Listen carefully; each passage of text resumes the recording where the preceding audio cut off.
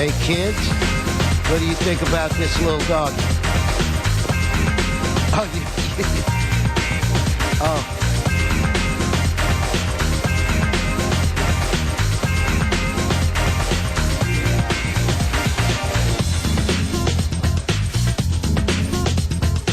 Isn't he cute? His name is Dodger. Like a giant Dodger dog.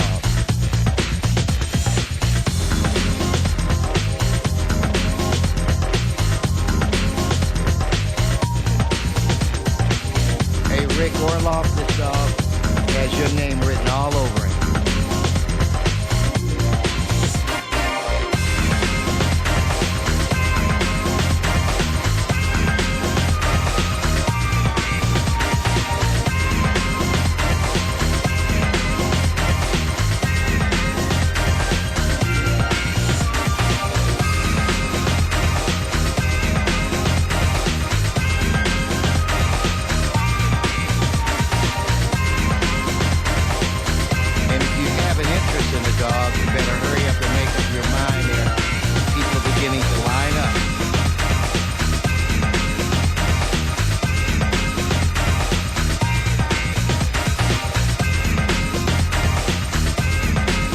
Sergeants, start calling the members and tell them to please come to the council chamber.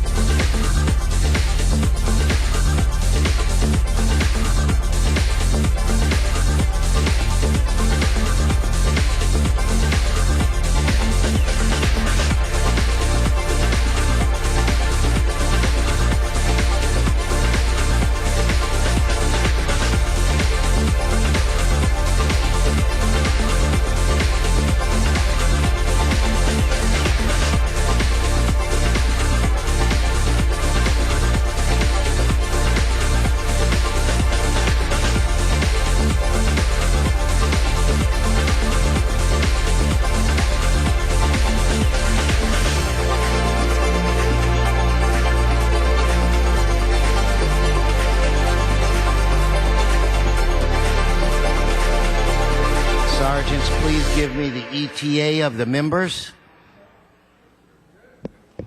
This is our 9:55 quorum call.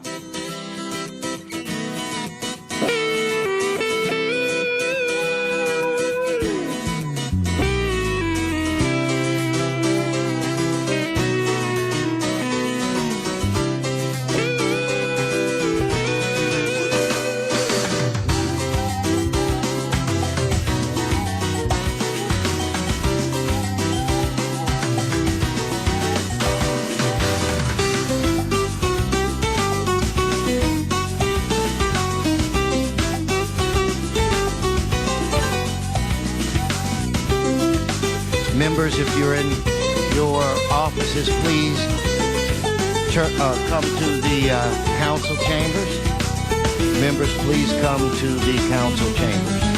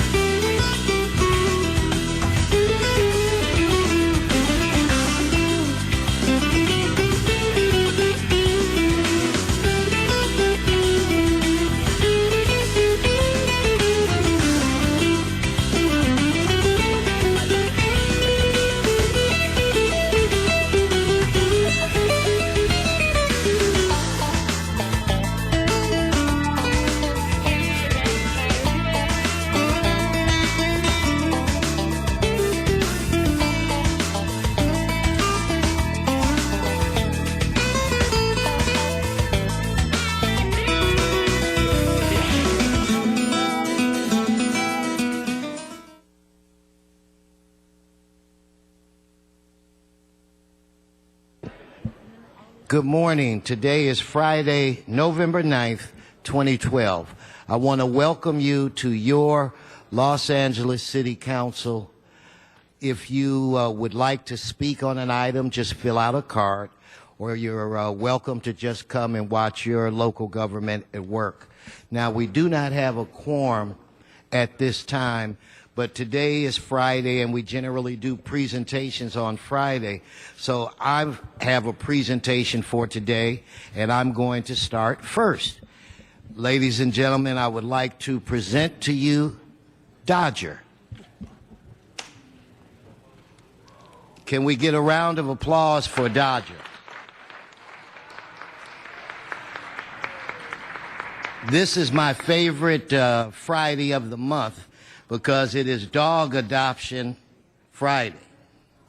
We in the city of Los Angeles have been doing this program for almost 7 years. Every dog that we have brought has gotten elected. Now, you're getting out of the shot, Dodger. We have television people today, and we want them to know that you're a pro. I might get you a gig. But anyway, every dog that we've tried to have adopted has been adopted. We have a 100% adoption rate. So if you would like to adopt this dog, we're going to have him stick around for a few minutes in the back, and you can come up and see if you want him, take some pictures, send it to your significant others. And if you don't get Dodger, let me assure you that we have several other shelters in the city of LA, and we have a lot of dogs that are looking for a home.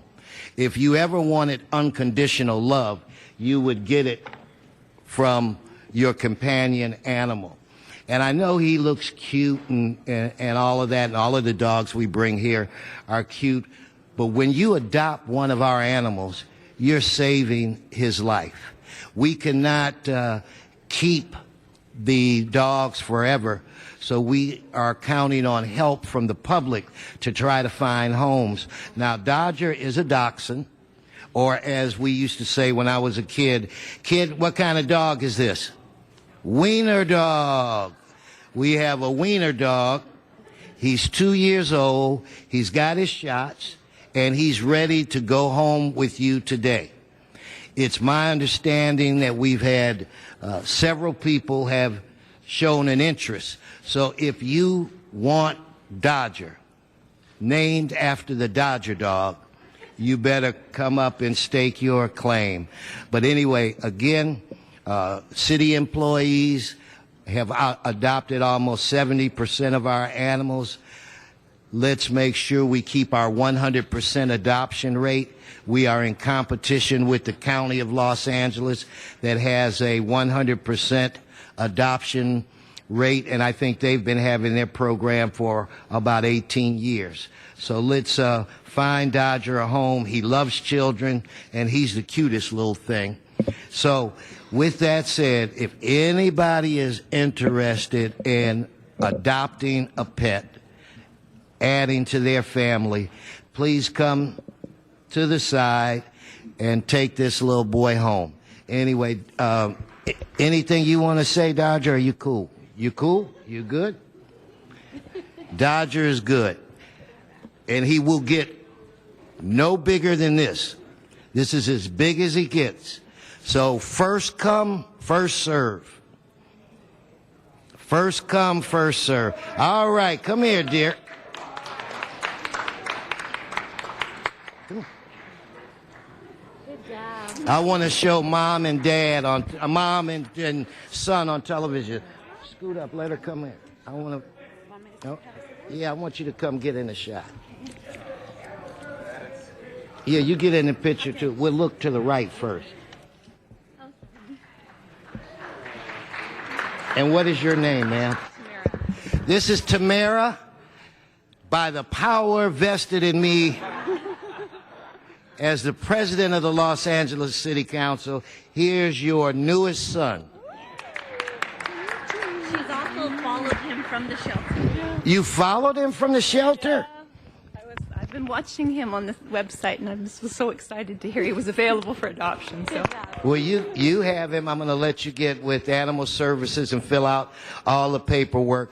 Our 100% adoption rate lives on. And let's give the proud parent a round of applause. Dodger, it's a pleasure. Joey B., you ready? Okay, Mr. Labange, could you please come to your desk? As we wait a few minutes, we've got a very special presentation that Mr. Buscaino is going to do. But Labange, I'm going to need you to use that magic that you have and get on the mic and burn a couple of minutes for me.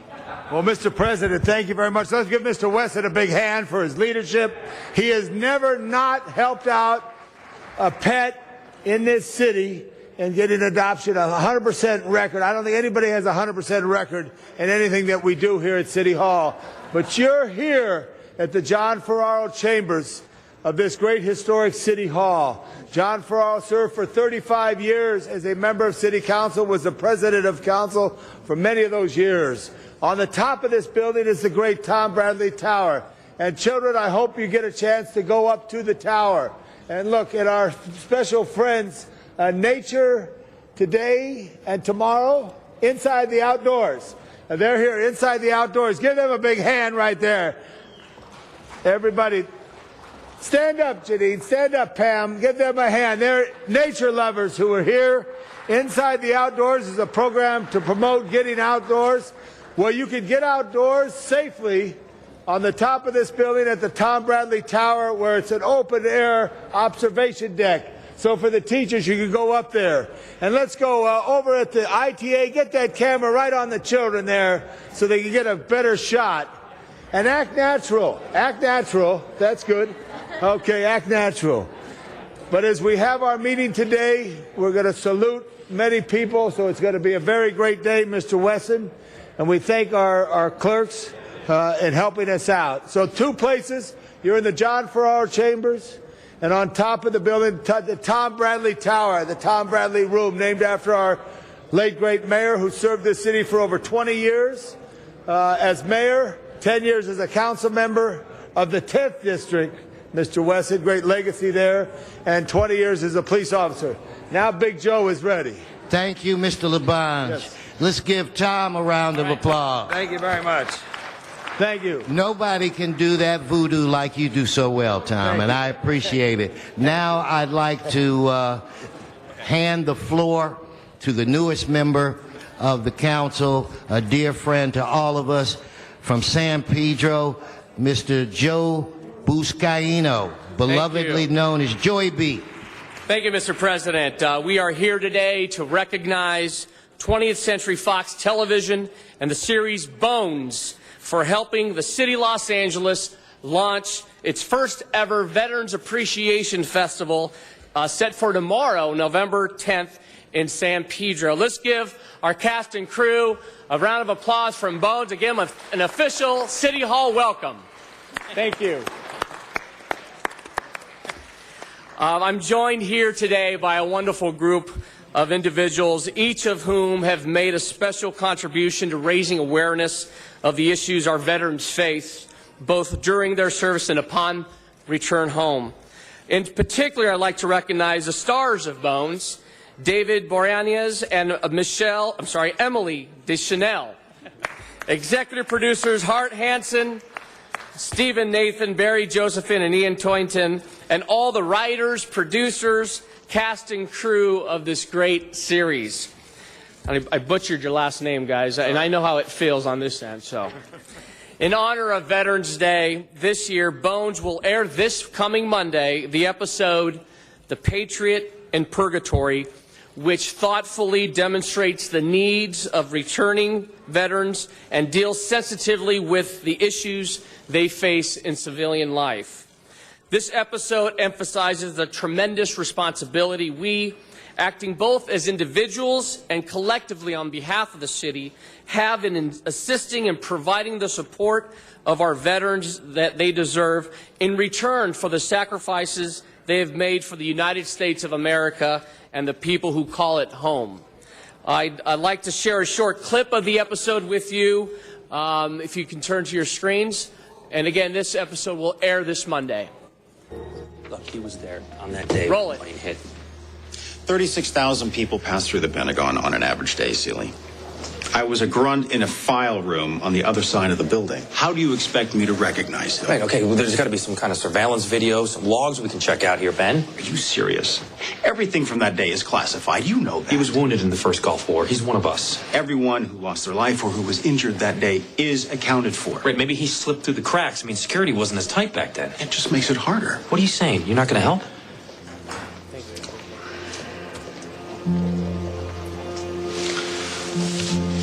All right, look.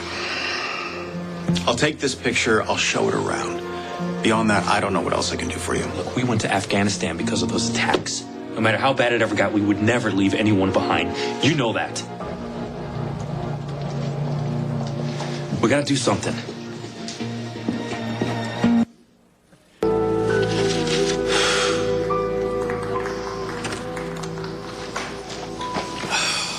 Hi, Booth. The interns are cataloging all the injuries now. We should be able to put together a scenario soon that might give us an idea of what happened to him. His name's Tim Murphy. He had a wife and a son. Your friend at the Pentagon identified him? No, I spent the day going to homeless shelters. Turns out a lot of the guys from Desert Storm ended up going to the one on Carlton Street. They kept his effects for over 10 years? No, the woman who runs the place, she believes that these guys would come back and have a normal life. Have you contacted his wife? I'm going to see her tomorrow morning. She hasn't seen him in over 15 years. I need to know what happened to him, Bones. You will, Booth. I promise.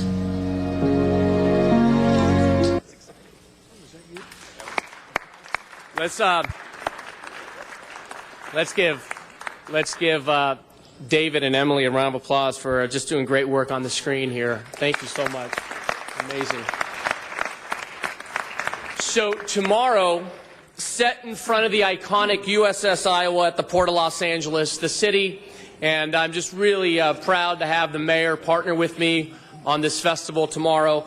The city will host its first ever Veterans Appreciation Festival, complete with top-notch entertainment, live music, free food, a children's play zone, a resource fair for our vets, and free USS Iowa passes for our veterans and their families. Also, we'll be screening the Great Bones episode previewed here today every hour on board the USS Iowa during the event. And before I give our official thanks and recognitions, I'd like to invite my colleague, Mr. Garcetti, to say a few words, who has been a champion on Veterans Affairs issues here and beyond, not only the city of Los Angeles, but throughout our country. Mr. Garcetti. Thank you very much, Mr. Buscaino. And thank you so much to David and Emily and Hart, Stephen, Barry, Ian, the entire Bones crew that is here. And thank you so much for telling stories. Los Angeles has the best storytellers and story makers in the world. And we've got some of the most tragic stories right here in our own streets, those returning veterans. And here in Los Angeles, we have given more lives and more people to the wars in Iraq and Afghanistan than any other city in the United States. But we can do and we will do better, because when we highlight those stories, we find the opportunities. I was just with a group of veterans at Los Angeles City College yesterday, and half of them who go to school at Los Angeles City College, as I've mentioned here before, are homeless. They're in school, they've served our country, and yet they have no permanent home. We look at those that need jobs, those who face the sorts of mental health challenges, those who need to make sure that they reconnect with job skills. And Joe Buscaino is going to help not only lead the recognition of, but a pathway towards prosperity for these veterans. And I'm very proud to wear this nation's uniform myself, to see shipmates who are coming back, and sailors and Marines and airmen and other people who have served this country so admirably. These soldiers and others who come to Los Angeles do deserve to make sure this is indeed a city of angels. And can't wait to be in front of that battleship USS Iowa with you, Joe, tomorrow. And I especially want to thank Bones, because those stories are American stories while they're made here in Los Angeles. And thank you, by the way, for filming in Los Angeles, which we love. Give them a round of applause for filming in LA. We very much look forward to those stories, not only being told on the small screen, but turning around lives right here in our lives, too. Thank you so much. Appreciate it. Right. And as we know, Mr. Bill Rosendahl is watching today. Bill, we love you. We're thinking of you. And thank you, Bill, for serving our country. And I want to also recognize him as well. So, Mr. President, if I can have a few... Before you do that, you have a couple of members Yes, sir. that want to speak. I do want to say to the cast of Bones that my wife watches your show religiously. And so last night I was in a room that is designated for her, and I was going through the programs on her television, and there was Bones. So I said, let me watch a little bit of this. And it was really hilarious. They had this trash hauler who was singing opera songs, and his partner, who he talked into singing as well. And as they're singing and emptying the trash, all of a sudden human remains fall out of the trash. So that was one of my first experiences. I was hooked after that, let me just say that. So thank you for, I mean, you guys take us to different places, and you know, because of you we have adventures that we would not normally have, and I really appreciate that about all of the actors. With that, I'd like to acknowledge my President Pro Tem, Ed Reyes. Thank you, Council President. I just wanted to rise and also join the chorus of thank yous. You know, in my district, I have 6 on-ramps and off-ramps. The freeway exchanges in my district are many. It's unfortunate to find our veterans there who are seeking help. And what Bones does for our consciousness, it raises the awareness of just how we are lacking as a society. And to use that medium for the younger people that are, some might say, hooked on TV, flipping those channels and coming across this program and just telling the human story. And as they're driving through the city, look out the window and see someone who is in pain, who just wants to have a glass of water or food for that day. And then you see right there in bold letters, a veteran. It breaks my heart. So to know that you are raising that consciousness means so much to so many. And I thank you for that investment, because it is about our own sense of dignity as a society and how we treat our heroes, our warriors. Without them, we wouldn't be here today. So thank you again, and I appreciate everything you do on behalf of all the folks that are trying their best to serve them. Thank you so much. Thank you. Thank you. Mr. LaBanche. Thank you very much for all that you do as everybody does it. It's good to see, if I could use your own bones, that you sleep in your own beds and you're making television in Los Angeles. We want to keep production in Los Angeles. But it's also great on Veterans Day. The 11th month, the 11th day, the 11th hour is when they had the armistice for World War I, the war to end all wars. And many monuments in our city, from the Coliseum to the Hyperion Bridge to other places, were named for those veterans. And now, come Monday, Joe, you're leading the charge, and that's a great thing to do with your partnership with this great production company. Congratulations, and thank you. Thank you very much. Great. And now I'd like to ask David and Emily and producer to say a few words. Please come forward to the mic. You guys can't be shy around a mic. A little shy. It's a very big room. First, we would like to thank all the City Council and the City of LA for a wonderful 8-year partnership that we have with you doing Bones in Los Angeles. We're incredibly grateful to be able to shoot here in the city and keep the jobs here in our community. And we hope we'll have many more years together. And we also want to thank you for this honor and recognition for this episode. We've been trying for a long time, for the past 8 years, to find a way to deal with the tragedy of 9/11. It was really since the start of the series, and it was always a very difficult story to try to tell. And finally, after all this time, we felt that we had enough distance where we could revisit the event with a little more perspective. And it helped us focus on the plight not only of the victims of the attacks, but the servicemen and women and the veterans who have all served us so selflessly and with so much courage. The horror of war never leaves those brave men and women, and it's a privilege for us to be able to honor their service and call attention to the difficulties many of them face readjusting upon their return. And we want them to know that just as they did not desert us, we will not desert them.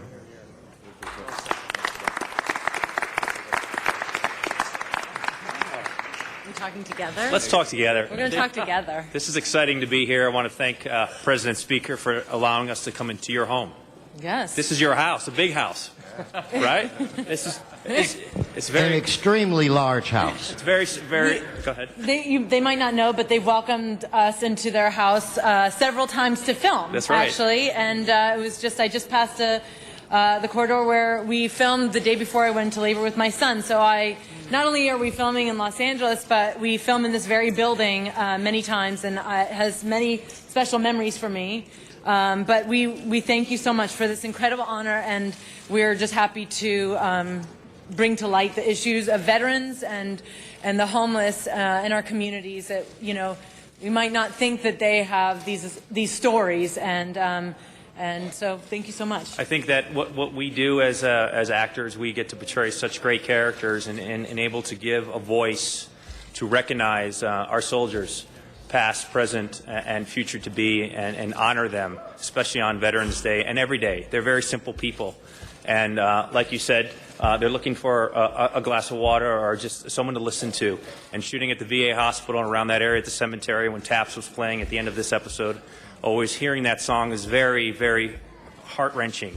And to be in that environment and make these voices come alive, I think is very important.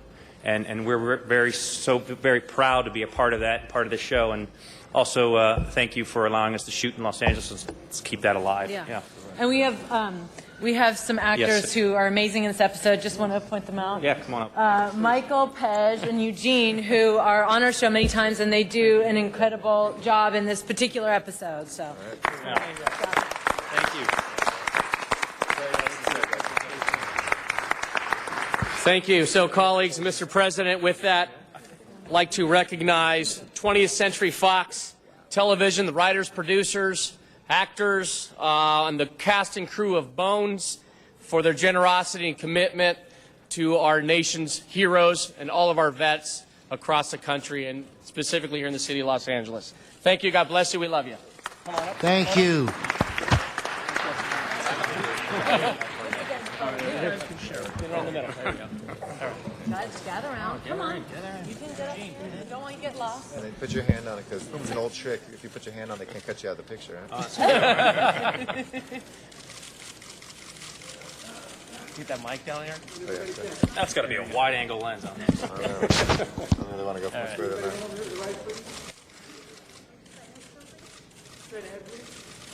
Over the shoulder, please. Over the shoulder. All right, video. Look at the cameras. Look at the cameras, guys. All right. All good. Just go in the back. All right. There we go. Big spot. Straight ahead.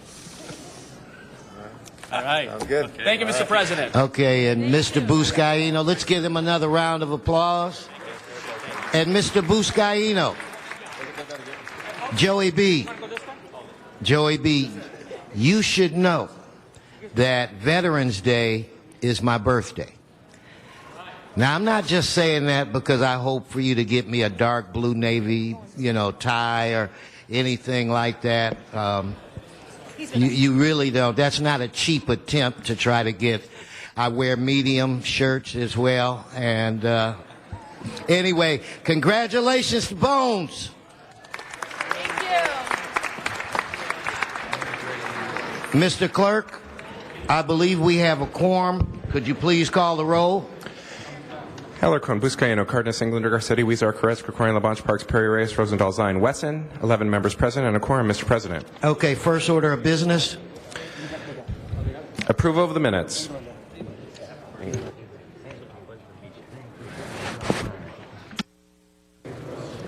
Time out.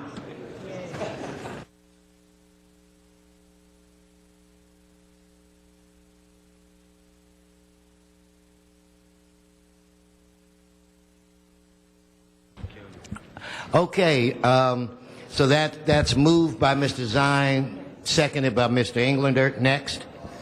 Commendatory resolutions for approval. Moved by Ms. Perry, second by Mr. Zine. That brings us where, in fact, can't we run through the agenda right quick? Yes, sir, we can. Items 1 and 2 are items for which public hearings have been held. Okay, specials, members, specials. Okay, on these two items, let's open the roll, close the roll, and tabulate the vote. 12 ayes. Thank you, Madam Clerk. Next section. Items 3 through 8 are items for which public hearings have not been held. 10 votes are required for consideration. So without objection, those items are now before us. Do we have any cards? Yes, sir, we do. We have cards on items 3, 5, 7, and 8. Okay, members, specials. Let's vote on the remaining item. Let's open the roll, Madam Clerk. Close the roll, tabulate the vote. 12 ayes. Next. Mr. Clerk. Yes, sir, Mr. President. That brings us to item number 9. It's on the continuation agenda, and it's an item for which public hearing has not been held. 10 votes are required for consideration. Okay, without objection, that item is before us. Any cards? Yes, sir, cards. Okay, members, but we're holding it for cards. Okay, now we have two very exciting presentations that are scheduled for today. And I'd like to start off with the American Indian Heritage Month. I think I hear them coming, being led by our great mayor, or being followed by our great mayor, Antonio Villaraigosa.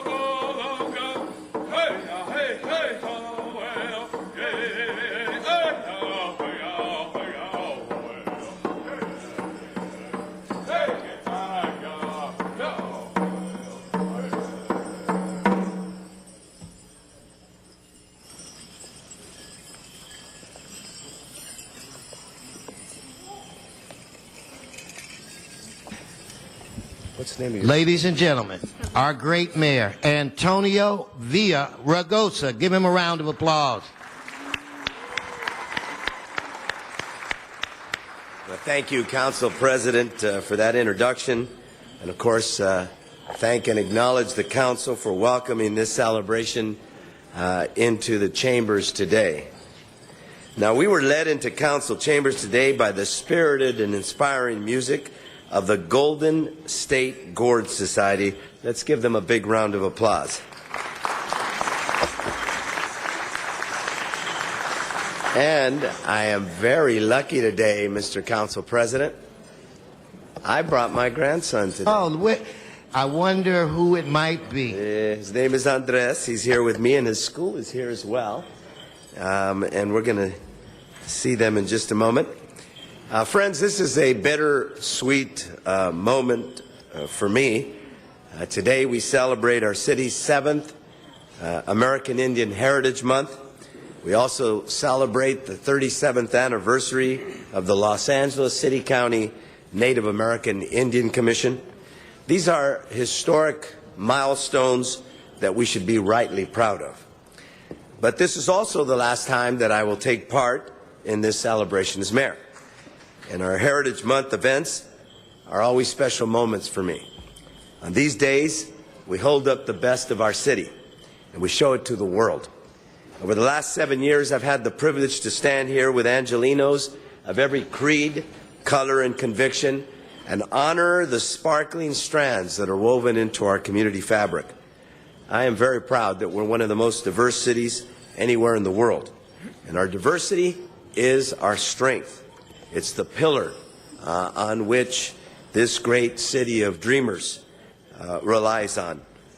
We come from all four corners of the earth here, and we draw on this diversity, and we want to draw on the energy and the excitement that comes from so many different people living side by side and working together to create a city like ours. Now, today we celebrate the history and heritage of the first Angelenos. Now, before we built City Hall, this modern masterpiece of marble and stone, before it even stood here, this land gave shelter and sustenance to the Tongvan, the Tataviam, and the Chumash peoples. The story of Native peoples is not just a story of the past. It's also a story of the living. We can be rightly proud of the fact that no other city in the nation has an American Indian population as large as ours. With at least 29 tribal groups represented in our region, we are the urban American Indian capital of the nation. And as you can see from those gathered here today, our American Indian community is as vibrant and diverse as the Los Angeles we call home. Now, our theme this year is honoring the valor, the traditions, and the dreams of our warriors. And our honoree is the Native American Veterans Association. This scarf that I'm wearing was presented with it a few minutes ago. I asked if I could wear it because I didn't want to represent that I was a veteran, but they said this is what they give their heroes. And let me say to all of you that you are our heroes. The history of Native Americans in our armed forces is one rich with exemplary bravery, selfless service, and fierce patriotism. It's also a history that has not been given the full recognition and honor it deserves. From the battlefields of World War II to the current battle in Afghanistan, Native Americans have proudly served our country. In World War II, the Navajo code talkers used their ancient tongue as the basis of an unbreakable code. They contributed to the success of every major battle in the Pacific Theater. Their code allowed Marines to communicate quickly and securely and saved countless lives. These names of people like Manuel Manny Mendeville are written into this history. Manny's here today, a Vietnam veteran. He's the recipient of 3 Purple Hearts was part of the most decorated company of the Vietnam War, the fighting unit of the 1st Marine Division Gulf Company, 2nd Battalion, 7th Regiment, 9th Amphibian Brigade. His sense of duty and commitment to service continues to this day. Manny is a member of the Parent Advisory Committee of the Southern California Indian Center and gives his time to Music LA at the Autry National Center of the American West. Now, as we prepare to mark Veterans Day, it's appropriate that we highlight the service and sacrifice of veterans like Manny and the service and sacrifice of all of our soldiers, sailors, Marines, airmen and women who have guarded our liberty and secured our homeland. Please join me in a moment of silence to recognize and thank those who have fought and died for our freedom.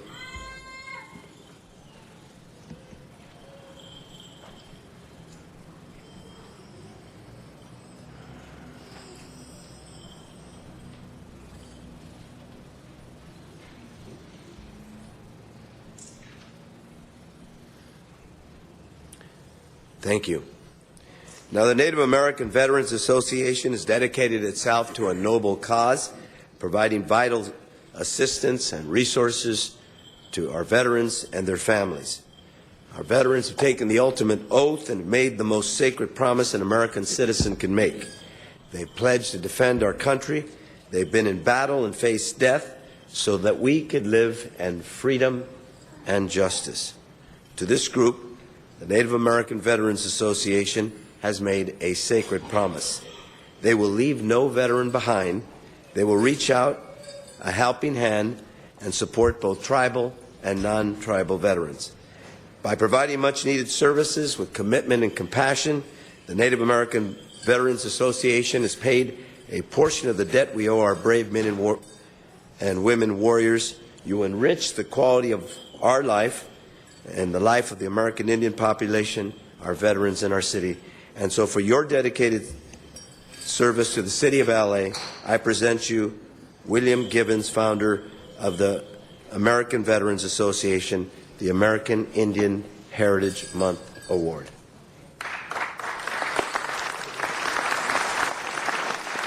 Thank you, Mayor.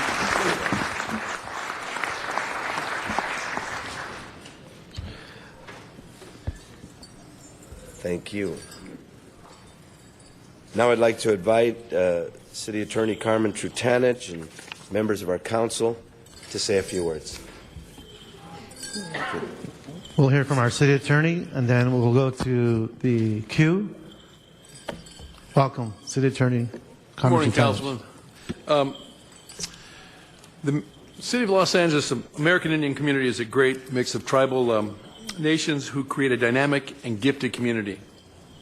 Historically, the Native Americans in California have been a community whose strength and in the face of adversity has been an example to all Angelenos. A factoid for the City of LA. The United American Indian, I think it's Involvement, Inc. Mr. Gibbons is on the board of directors of that. Am I correct? Yes, sir. Yes, sir. Right. In Los Angeles, it was founded on Skid Row in the 70s. It came out of Robert Sundance. Yes. Robert Sundance lived on Skid Row. He was arrested hundreds of times by LAPD. And as a result of the United American Indian Involvement, Inc., the code statute under the Penal Code, 647F, changed to include treatment so that people who were arrested routinely for 647F now got treatment. In addition, the Robert Sundance Wellness Center is located on Skid Row on 6th Street. Little known fact that treatment center is open not only to American Indians, and graciously they open it to all Angelenos of all ethnicities. Additionally, there's a high school located within that wellness center. Small high school nonetheless, but yet it has placed students across this nation in major universities, including places like Dartmouth and OU. I agree. And it's something that needs to be celebrated because it's not known. And that high school, by the way, is certified by LAUSD. It is a place that is funded federally. It is, in fact, the city of Los Angeles, Mr. Mayor, has actually in the past given grants to the Wellness Center. And it serves well the American Indian population. The executive director is David Rambo. He served in Vietnam as a gunner pilot, as a gunner, I should say, gunner on a helicopter. One of the most dangerous positions during the war, those of you that remember way back when. And it's good that we come here today to recognize our Native American population and their service to this country, because they serve in anonymity. They came back here. Robert Rambo came back here and became the executive director of this wellness center, and does that again in anonymity. And we don't recognize enough the people that have made this country great. Our identity as a nation and as a city is tied to the American Indian culture. Myself, on my staff, and I came here today, and indulge me for 1 second, to recognize a member of my staff who is a Native American, who has contributed much to the city of Los Angeles. And I want to read this to you. A member of my staff, Kurt Livesey. Choctaw, right, Kurt? As an honored member of the Oklahoma Choctaw from the Lone Star Ranch in Oklahoma, you graduated from UCLA Law School, where you were admitted to the bar in 1965. You have distinguished yourself during nearly 50 years of dedicated public service, working for Los Angeles City Attorney, 5 Los Angeles County District Attorneys, serving as Chief Deputy longer than anyone in history of the Los Angeles County. Your keen sense of judgment and fairness has set a standard so widely respected that from 1979 through 2006, you were the concluding authority for more than 1,300 death penalty cases in Los Angeles County. Your expertise in management and oversight has resulted in millions of dollars savings for Los Angeles taxpayers and set in motion a path that others now follow. You are known throughout the land as a liaison between law enforcement and community leaders. Your service on the Board of Trustees and as a state bar representative for the California Indian Legal Services, for the first Native American-run law firm, as a former member and chairman of the Board of Directors of the American Indian Free Clinic, and now as the vice chair and member of the Board of Directors of the United American Indian Involvement, Inc., stands as a testament to your dedication and service that you demonstrated for Native American community. Without a doubt, you are one of the most significant Native American community leaders and lawyers in this great nation. And for this, on the occasion of Native American Heritage Day, I want to offer my sincere thanks on behalf of the City Attorney's Office and the City of Los Angeles. And Kurt, if I can you please come up here?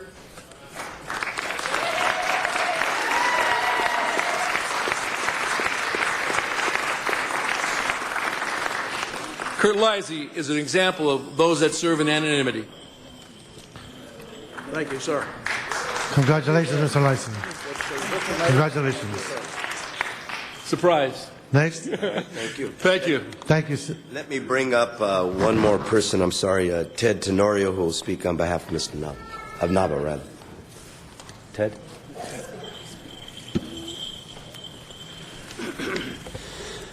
Good morning, Honorable Mayor, City Council members, and guests who are here today with us. On behalf of the Native American Veterans Association, we are earnestly grateful for the recognition bestowed on our veteran organization. In the year 2001, a small group of Native American veterans became aware of the need for a veteran group in the greater metropolitan Los Angeles area. The U.S. Census Bureau had reported there were about 19 million war veterans living in the United States. In November of that same year, the nation proclaimed the National American Indian Heritage Month as a time to celebrate the role of the indigenous people of North America in shaping our nation's history and culture.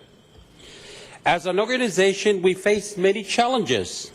The Board of Directors made every effort to construct an organization that will meet the challenges of our political and economic climate and navigate through the rough times in this great recession.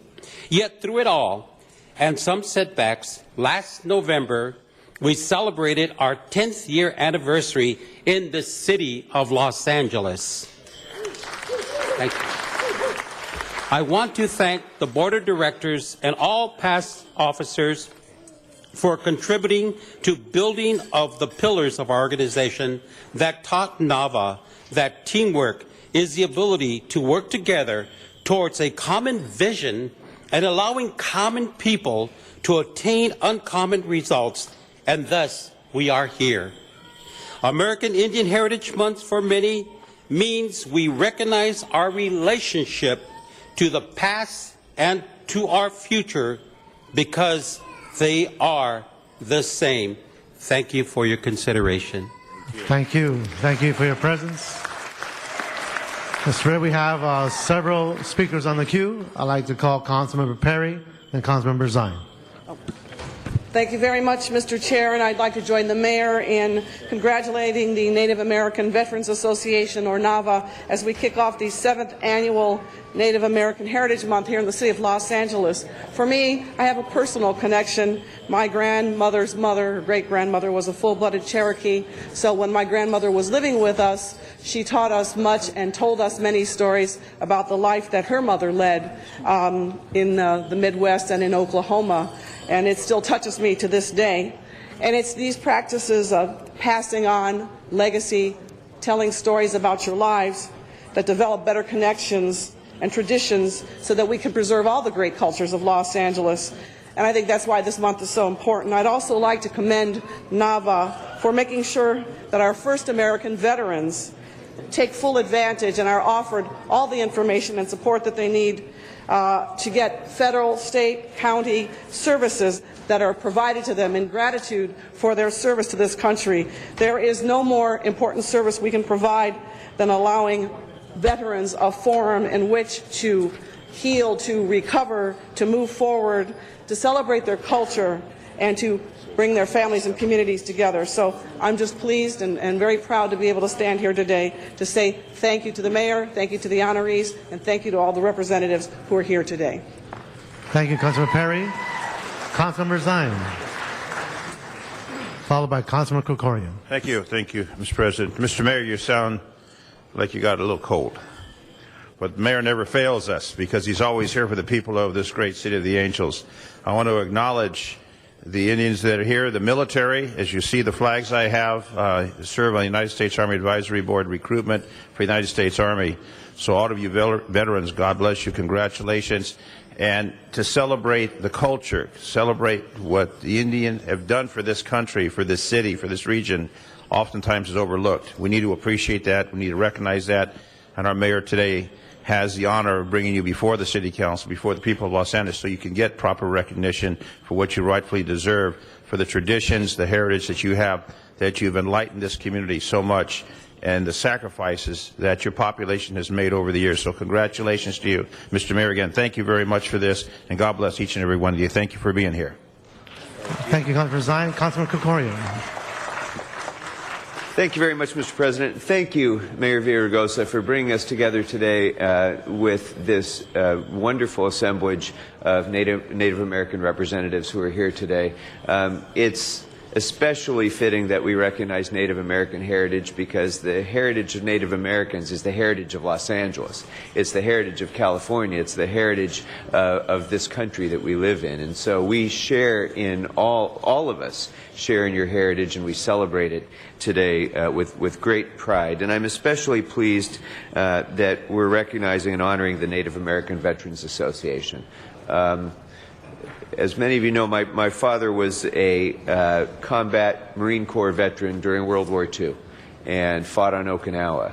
And so I think it's important that we note that during World War II, the greatest generation who participated in that war, 44,000 Native Americans participated in the U.S. military during World War II.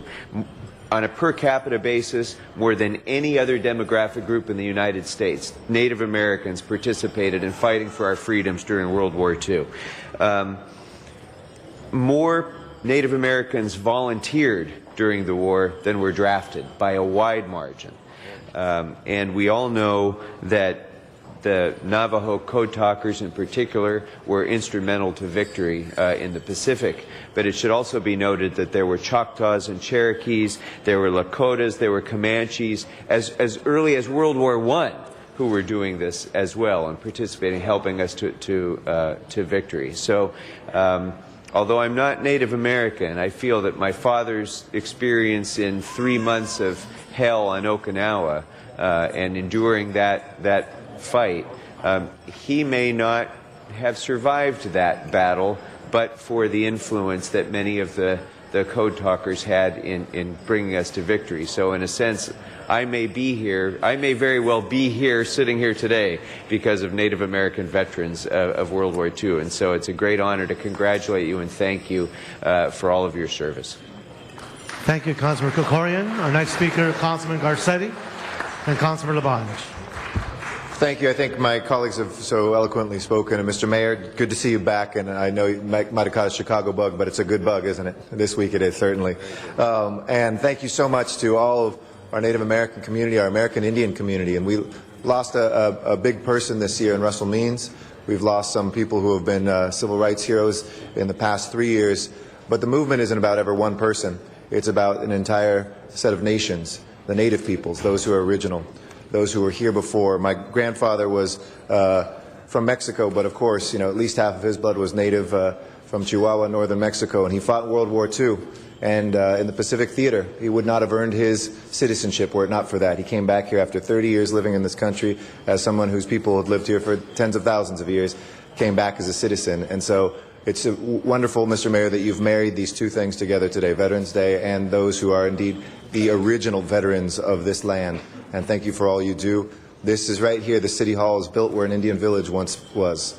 So this is holy and sacred ground we stand on today, and you make it so by your presence as well. Thank you, and God bless.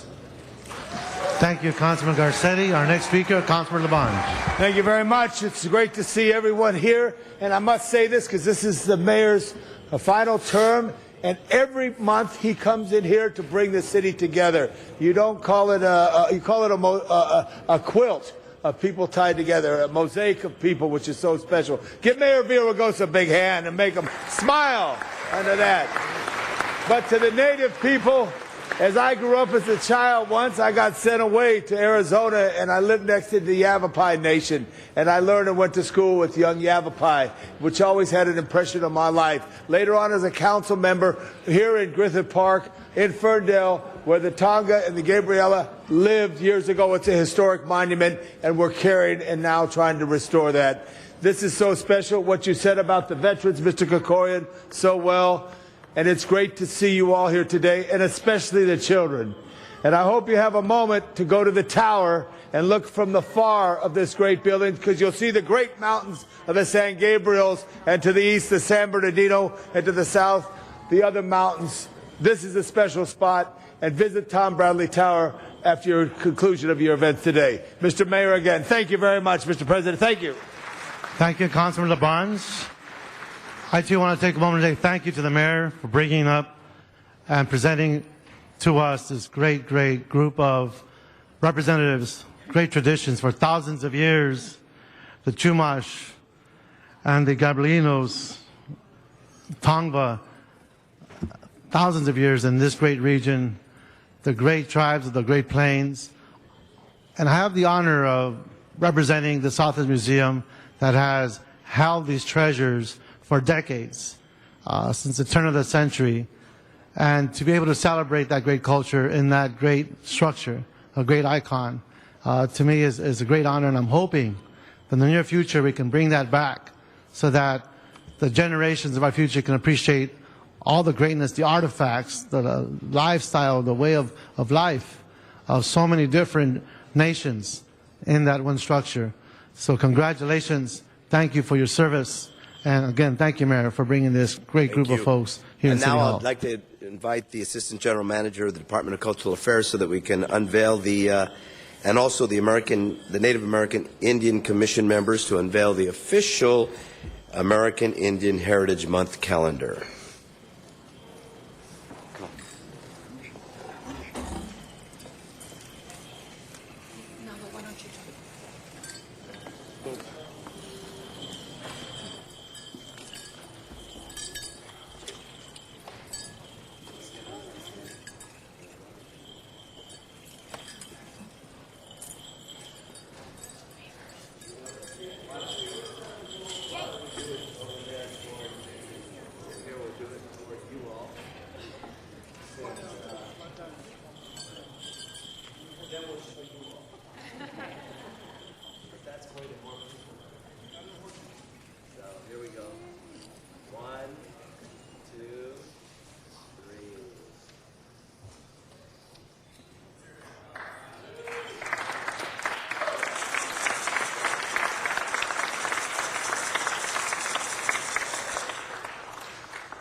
Now we'll turn it around so you all can see it.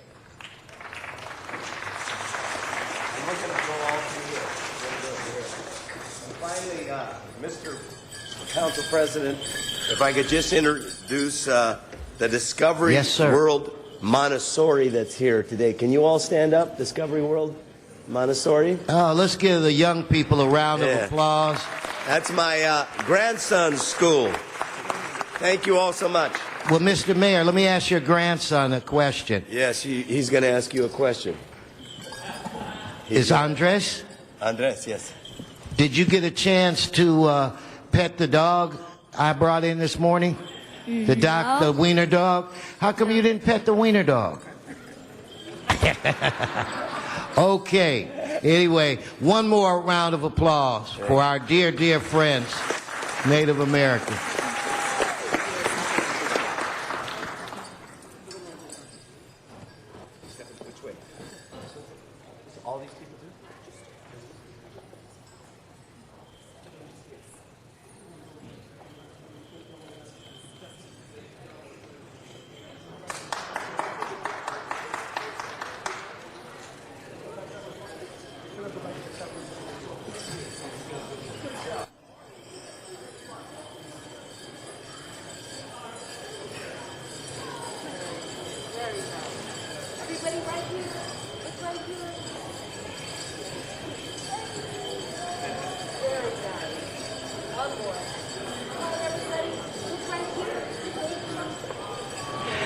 As our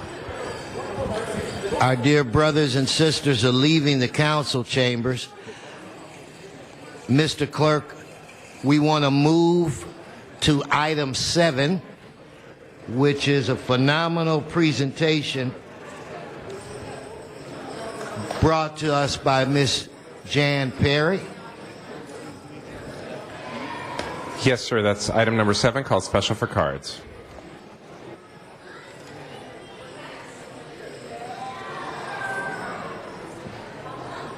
I believe we have 2 speaker cards on that item, so if we could...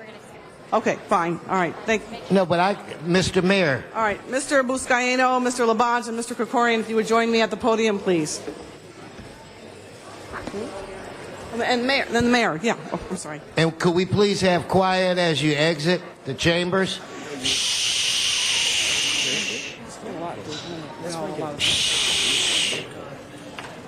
It works out for us. In the long run, yes. Miss Perry, Correct, quite as- you have the floor. Hi, are you lost? Are you lost? You want to go out that way? Hi. How are you? Hello, hey, Max. I'm sick. How are you, Max? I'm fine. How are you?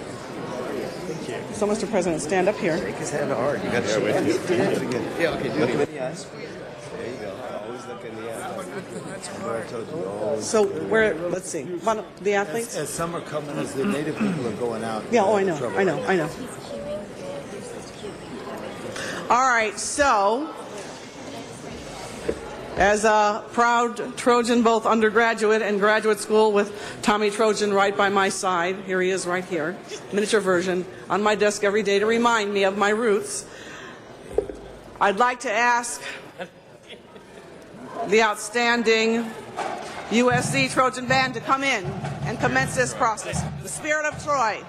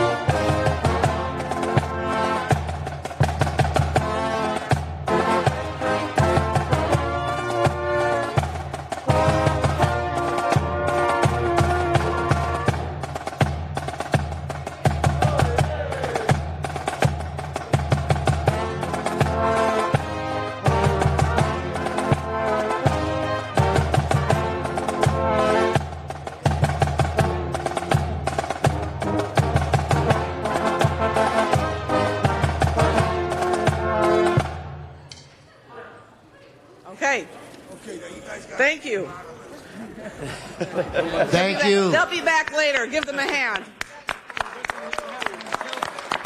Hopefully we're taking over. Today, it is a great honor to join President Max Nokias, my colleagues, the City Attorney, Tom LaBonge, Paul Krikorian, Joe Buscaino, who helped to finance the reception day for these wonderful people from this incredible university, a great institution, the University of Southern California, on their tremendously successful Summer Olympic Games. Let's give them a hand. And I appreciate the mayor being here to lift the significance of what we're doing here today. Now, during the 2012 Summer Games in London, Trojan athletes earned a total of 25 medals, 12 gold, 9 silver, and 4 bronze. That's incredible. This was the most medals earned by any American university, and if taken together as a country, they would have placed 6th in total gold medals and 11th in overall medals. Wow. In addition, the University of Southern California has produced 418 Olympians in the span of 108 years. This was also more than any other American university. The 2012 Olympics featured many, many memorable moments by USC members.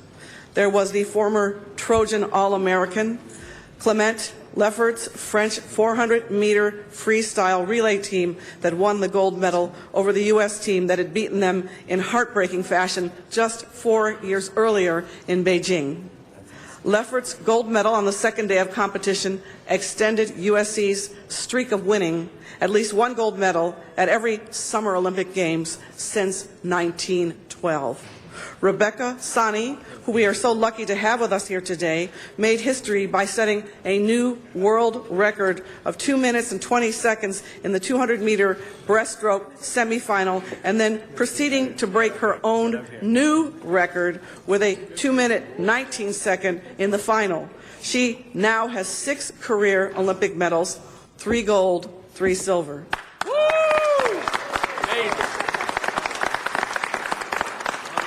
Track star Allison Felix, a 2008 USC graduate, won 3 gold medals in London and continued her winning tradition from Beijing by being one of 6 Trojans ever to win 4 Olympic gold medals. Included in these triumphant performances was Bryson Nellen, who had made a spectacular recovery from a gunshot wound in his legs as a freshman at USC to fight all the way back to become a member of the USA 4x400-meter relay team that won silver along with Trojan teammate Josh Mance.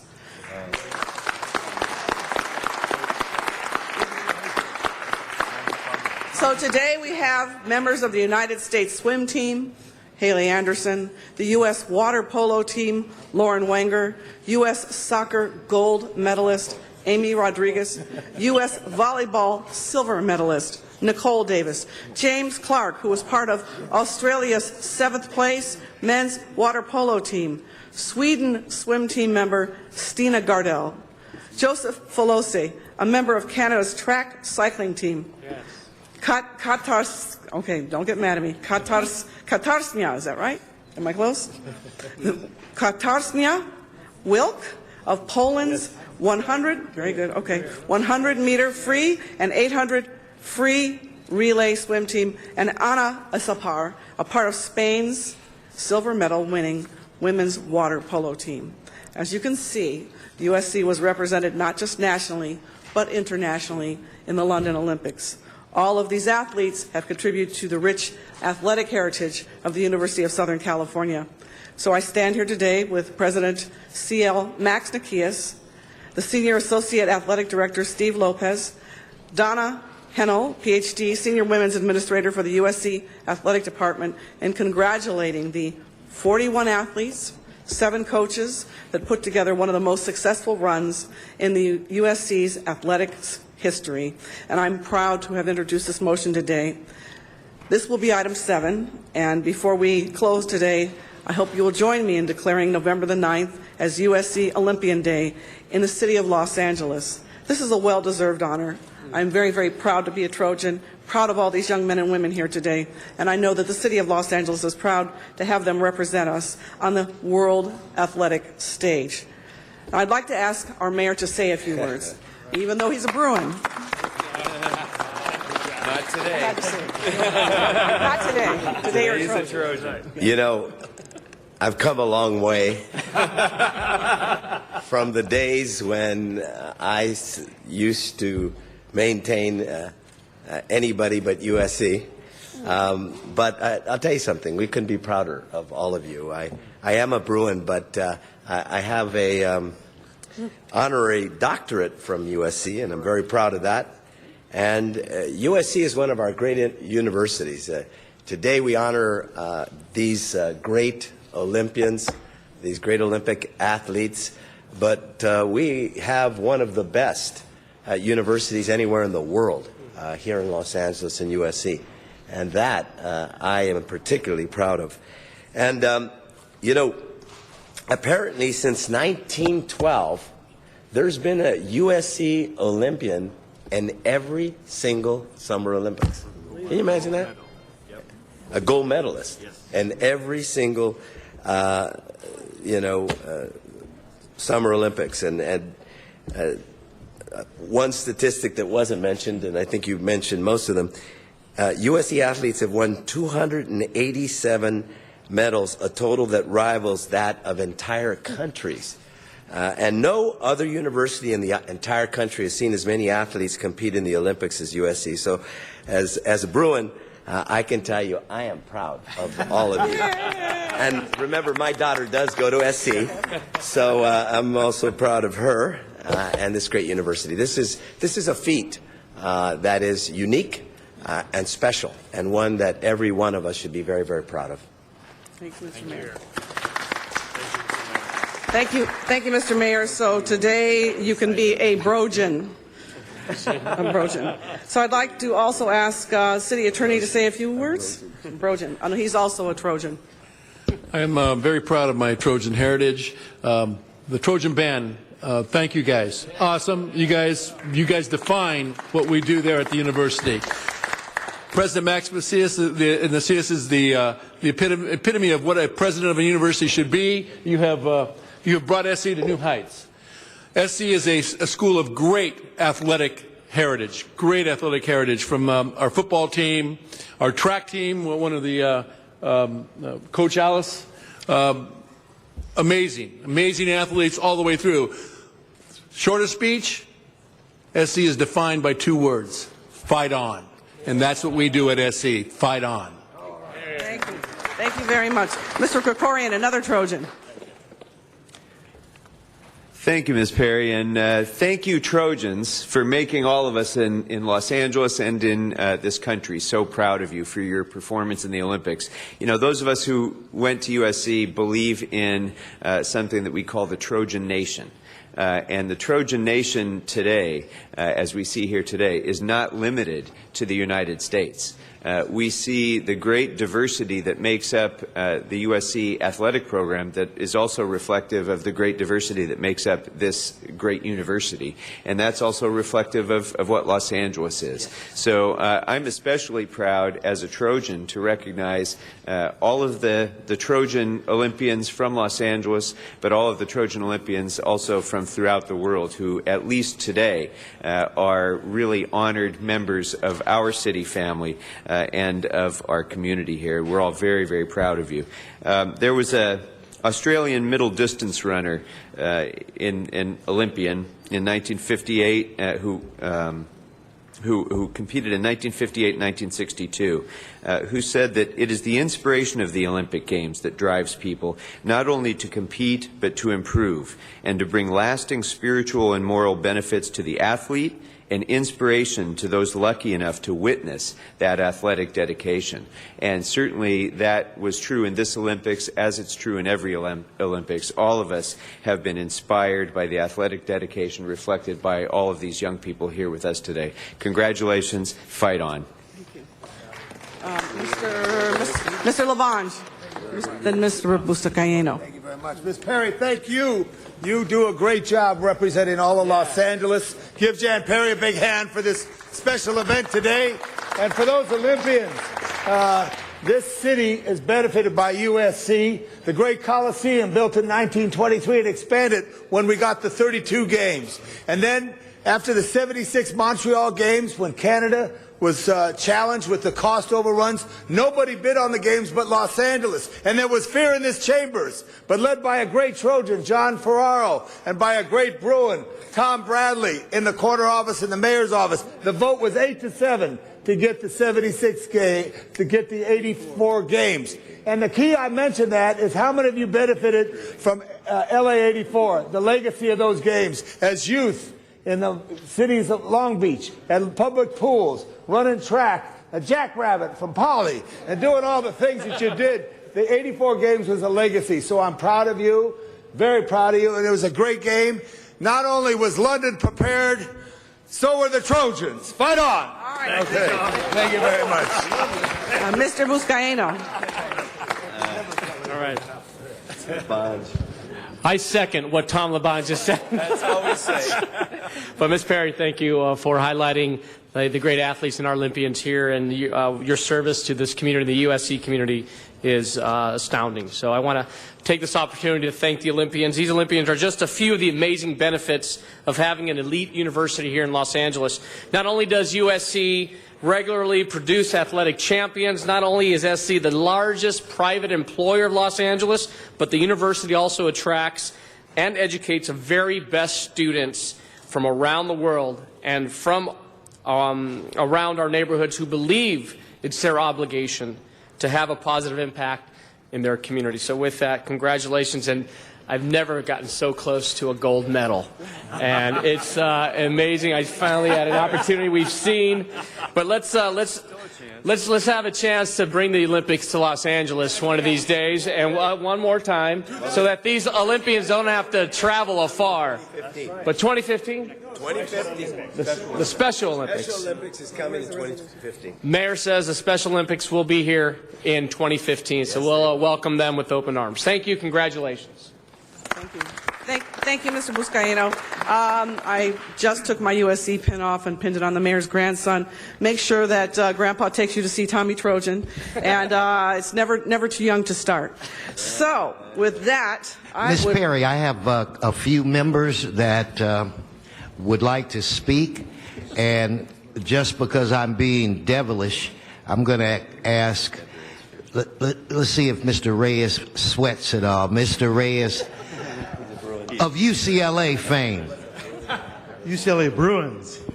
I do want to just stand and say thank you to President Nikias and to USC and Tom Sales. The great tradition that you present is an inspiration to our youth. But whether you're a Loyola Lion, a UCLA Bruin, or an Occidental Tiger, what's crucial is that, as the President knows, in his earlier years, working with the city to bring job training, job development, access to education, that's why we're here. And the inspiration that the Olympians have generated for our youth is very significant in these very trying times. I do not want to put a cloud over this, but when 40% of our youth in this city are dropping out of high school, when we see the turbulence and the cutbacks in our public universities, what the private schools are doing is just immeasurable. And to create that access for that education and that inspiration, I stand here as a proud Angelino who graduated from UCLA Bruin as a Bruin, but my brother is over there at USC. As long as you keep what you do, Tom Sales, and allowing our high school students to get into that university, that's what makes the city great. And for that, I thank you. Congratulations. Mr. Englander, Mitchell Englander. Yes, thank you. I too stand and want to recognize USC and the Olympians, and thank you for bringing them here. And I'm not going to go through everything that was stated, but I want to state that November 9th, being USC Olympian Day, this is, I believe now, we were at 364. We're now at 365 days in the city of Los Angeles that we honor USC. So every day, because we've had USC in here for the School of Medicine, the film school, football, their law school, academics, their economics, the world-renowned marching band that has been honored here time and time again. In fact, it was a great memory just a few years ago when my predecessor and one of the biggest USC fans as well, Councilman Greg Smith, had his birthday, and we surprised him. And there was one thing that he wanted and he would never ask for in the entire world, besides healthy and happy grandkids, was to celebrate his birthday with the USC marching band. Aww. And it was a lifelong dream, and we surprised him and had you guys in here to sing him happy birthday, and it was just awesome. So we recognize now USC as the official school, I guess, now that we're 365 days of honorees of USC as the School of Los Angeles. So congratulations. Thank you again. Fight on. Ms. Perry, back to you. Any others? Any others? All right, with that, Back to you. with that, I would like to present this resolution on behalf of the entire City Council and the Mayor of the City of Los Angeles to President Max Macias. Thank you, Jen. You're welcome. Thank you. You're welcome. If you'd like to, we'll take a few quick pictures. Okay, there you go. Hold it. Come close, come on. Big group hug. There we go. Big group hug. Yeah. I'm sorry. I can't push much further, Tommy, or else we're going to have to get married. I can perform the wedding. Yes. I'm okay, Mr. Mayor. I'm okay. Bridget's fine.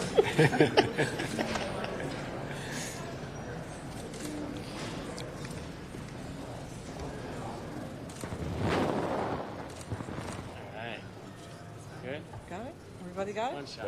Okay, great. Mr. President, say a few words. Thank you. There we go. There you go. Thank you, Jan. Good morning, everyone. I'm delighted to be here representing the University of Southern California. I want to thank the members of the Los Angeles City Council for hosting a special ceremony and for taking the time to pay tribute to the exceptional achievements of this city's Olympic athletes. Although the Olympic tradition began several centuries ago, it has stood the test of time as an enduring symbol of the highest achievement of body and mind and spirit working together in harmony. Down through the decades, that ancient tradition has been passed on to the modern athletes we honor today. Every 4 years, for a few dramatic days, we watch these talented women and men proudly wear the colors of their nations. As they aspire to greatness, we are inspired by their achievements. And as they strive to be the very best, they help us discover the best within ourselves. At USC, we hold a special place in our hearts for the many student athletes who have displayed their remarkable talents by stepping into the spotlight on the Olympic stage. Generation after generation, in cities and countries around the world, they have carried with them our hopes, our dreams, and our aspirations. And they have defied great odds and overcome tremendous adversity. And they have set new records and created lasting memories. It was already said at the 2012 Games in London, athletes from USC performed with superb skill as they competed for gold medals and great glory. This year's USC athletes set a new record by bringing home a total of 25 medals, more than any other university in the world. In London this year, if Olympians from USC competed as one nation, our total medal count would place us 11th among all nations in the world, just behind Italy. But in honor of our mayor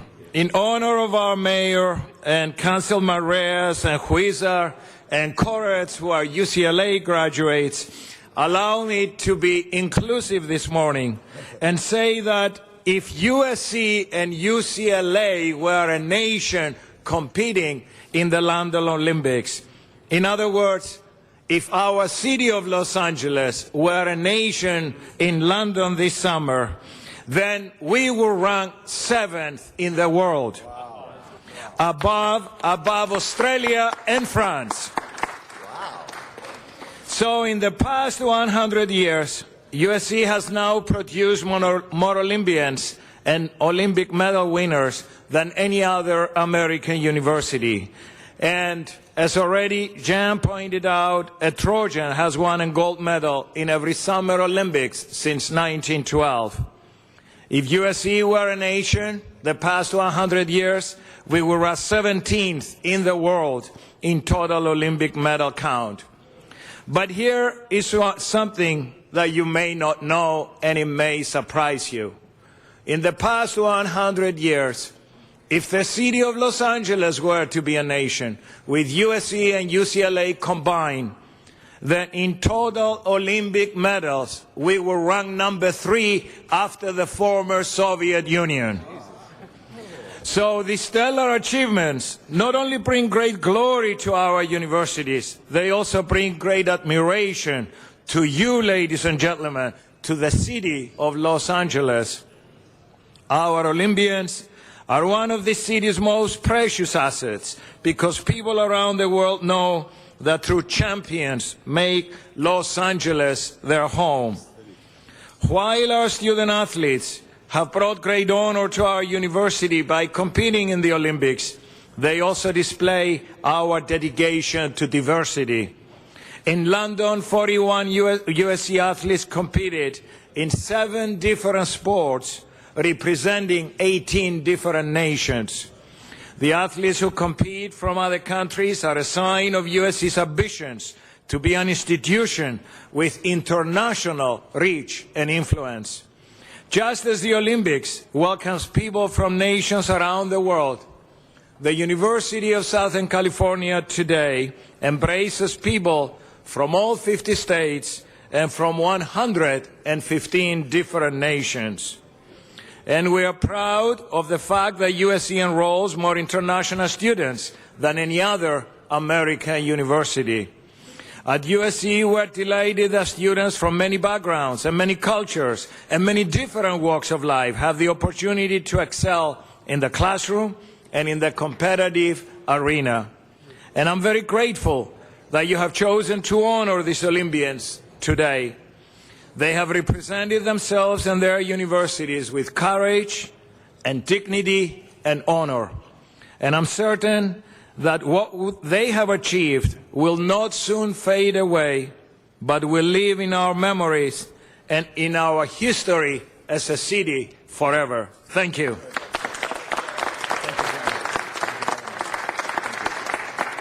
Thank you very much, Mr. President. Mr.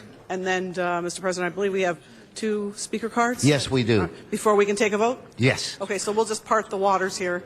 and have folks come up.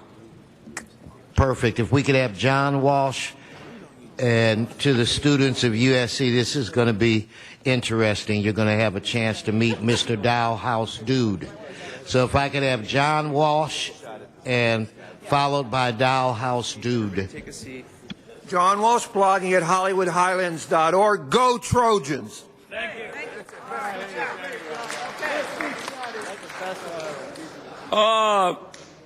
The only good Trojan is a used Trojan. I hate USC.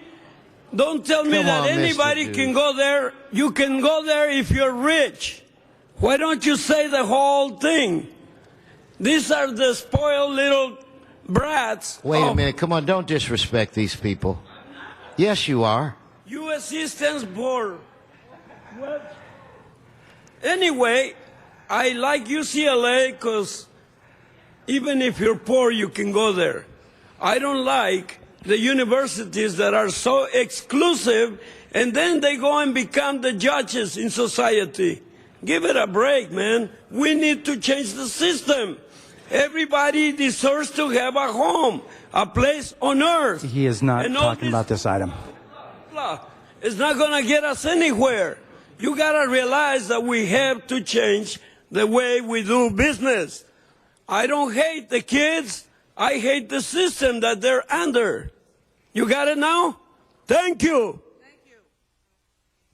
To the students at USC, we have to deal with these colorful individuals on a daily basis.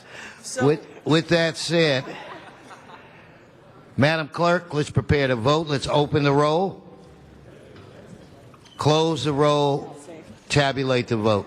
12 ayes. 12 ayes. That measure passes. Thank you very much. And on behalf of the City of Los Angeles, we declare November the 9th, University of Southern California Olympians Day here in our fine city. Thank you very much. All right. Okay, hit it, boys. 1, 2, 3.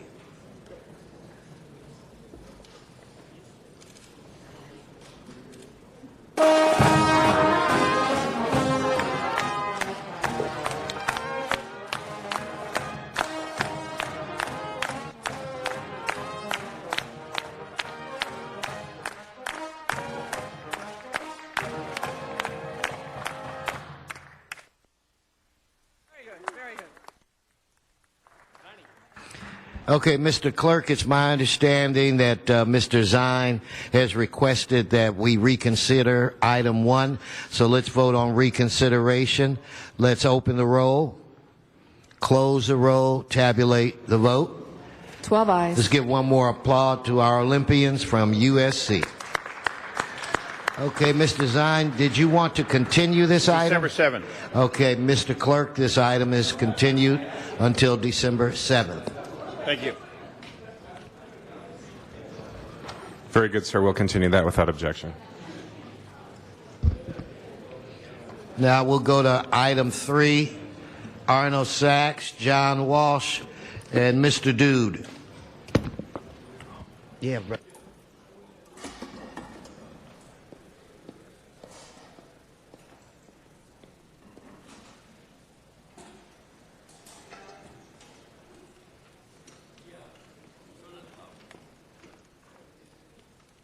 Whoever gets there first. John Walsh, HollywoodHighland.org.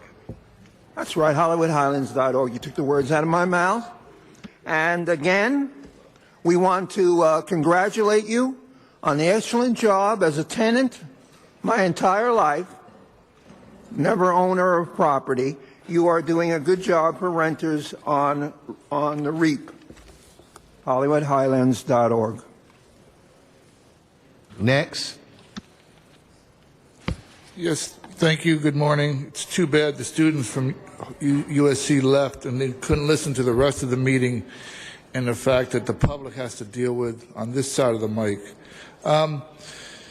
Your rent escrow program, again, so I ask again and again, how many homes that are in foreclosure have been cited by, I guess, for lack of this foreclosure police that you have going around to inspect them, and been having the banks or the owners find the $1,000 that you so vigorously pursued in council chambers and meetings? Have you even collected enough money to justify the outlay and cost, the city expenses, to make up this ordinance or this action that you took that incurred these fees that you haven't collected, and your budget being $200 million in the hole? Maybe the new mayor will look at that as one of the first priorities, although I find it very difficult to see that happening now that you have this new ID to finance banks. So you're going to collect money from banks while they get paid money from He is not talking about fees. the rent escrow problem. About your action that you're taking regarding collecting these fees and overseeing this rent escrow program, why aren't you so successful in your bank foreclosure program with blighted properties? I'm just looking to see an agenda that's on a daily basis, have 4 or 5 or 6 or 7 or 8, or even one home listed as a blighted property subject to the $1,000 a day fine that you so enthusiastically improved as a whole city council. Okay, Mr. Dude. So basically, we're taking away money from people that are already in trouble, that hardly have any money. Let's foreclose on everybody. Why don't we go and foreclose on city council? Wouldn't that be cool? Stay on the subject. Well, the subject is foreclosure. It's not foreclosures. It's escrow account, which means what? You Let's tell see. me. Well, I'm asking you because you make the laws. I don't. No, you signed up to speak on it. You mean you signed up to speak on something that you don't know what it means? Yes, it means that people So that was yes? people are losing their homes, their businesses, No. everything to taxes. Mr. City Attorney, why don't you help him? Thank you.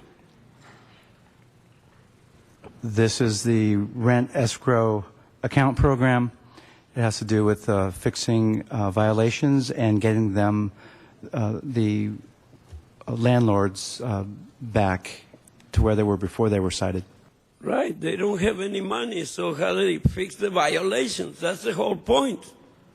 And then you want more money?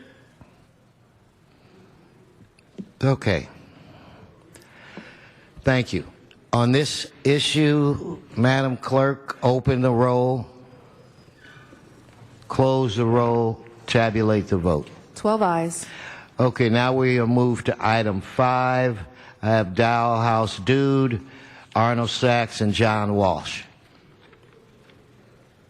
Come on, let's go. You're the closest, Mr. Dude. And I've been informed you have 1 minute. Yeah, I don't even need that. I'll be back. Okay, if I can get Mr. Walsh or Mr. Sachs, please. Mr. Sachs. Well, yes, thank you again, Arnold Sachs. Dealing with the Los Angeles Zoo and its properties. So I'm wondering, because you have to revisit the privatizing of the zoo, will that have any undue cause or effect on the sale of this property?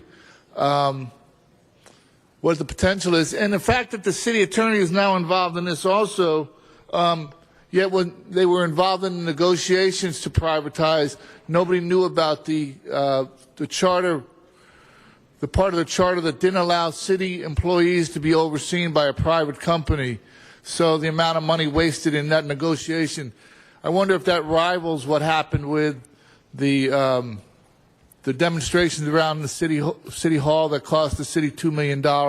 Just, audit-wise, did you spend more money going over the privatization of the zoo and its features, or did you spend more money on the city hall? Mr. Walsh. John Walsh, blogging at HollywoodHighlands.org. The last day I was here, the last 3 days, we've had 26,000 requests. This is very interesting. This is a lady by the name of Gladys Vierling who left in her will, 1/8 of her estate, I understand she had quite a bit of money, she left 1/8 of her estate to the zoo. Now, I think this is an excellent thing to do. And now you're going to put that money there. Thank you, Ms. Vierling and all her relatives. We should have her relatives up here. But the point I'm making is that L.A., we won't say who's to blame, is in desperate straits. And I'm saying to all you very old people who live in L.A., please include Los Angeles in your will. That it will be the only chance we have to get out of this hole. A lot better than a half-cent sales tax. Thank you, Miss Gladys Vierling. Finished. Thank you. Okay, that ends public comment on this item. If we could, Madam Clerk, open the roll, close the roll, tabulate the vote. 12 ayes. Okay, item 8, Arnold Sachs. Item 8, held special by Mr. Arnold Sachs.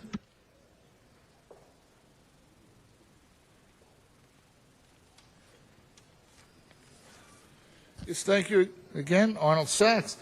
You want to reduce from 24 to 10 days the public hearing notice period for another project. You reduce the public hearing notice period for the project at LA Live.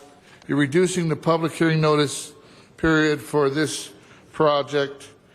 Does it really matter what you say and do with LA Live? The mayor had his own negotiations going on while the city had its negotiations going on. So that was open and transparent, so the same thing would occur here. Who knows behind the scene what's going on if the mayor has a team in transition talking to the developers. We had the same thing going on with the convention center. The mayor's team says the plans for the convention center don't meet the regulatory status that's necessary that the projects developers put out. So you have mayor has teams in negotiation, the city has teams in negotiation, and neither one knows what's going on with the other negotiation. I'm just wondering, why is the public being shut out of this time frame? Why do you feel the need to cut the public's time for discussion by 12 days?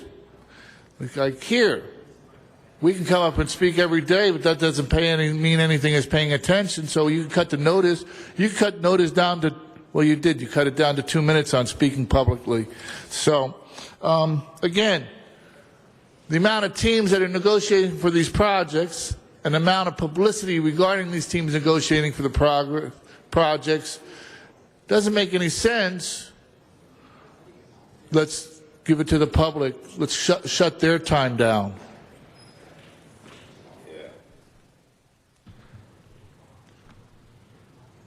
Sir, did you put in a card to speak on this item? And your name is? Hi, Winston Stromberg, Latham & Watkins, on behalf of NBC Universal. Okay, go right ahead. I didn't see your card. Thank you. Just a few quick words. The NBC Universal Evolution Plan is a very important project that will create 30,000 jobs in the city and invest in over $1 billion in the Los Angeles economy. As part of this proposed development agreement that will come before you, NBC Universal will provide a wide range of public benefits. Timing is critically important, as the resolution points out, so this project needs to move quickly so NBC Universal can get to work. So we respectfully request your approval of the resolution to reduce the notice period for the consideration of the development agreement, and this is consistent with past resolutions that you've approved for other important projects. Thank you very much for your time. Thank you. Okay, let's prepare to vote on this item. Let's open the roll, close the roll, tabulate the vote. 12 ayes. Okay, that brings us to item 9, held special by cards. Is it Jaya, whose compassion over killing Gwendolyn Mathers?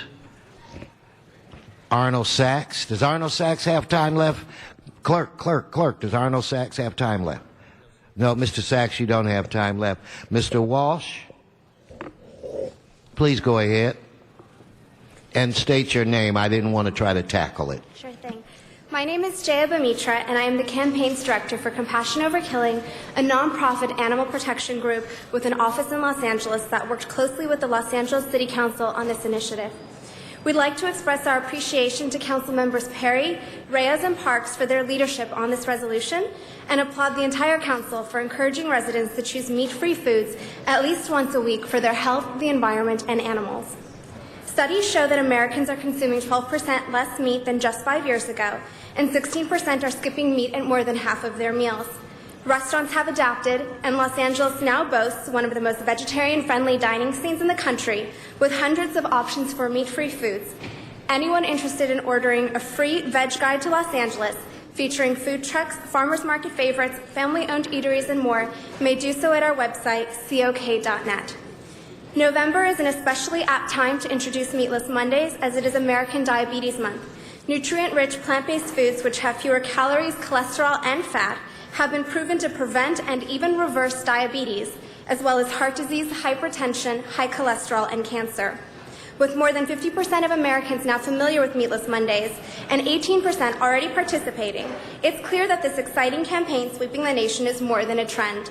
It's a community effort to build a kinder, cleaner, and healthier world with the simple act of choosing vegetarian foods. This resolution reaffirms the Council's commitment to community health, environmental stewardship, and animal protection.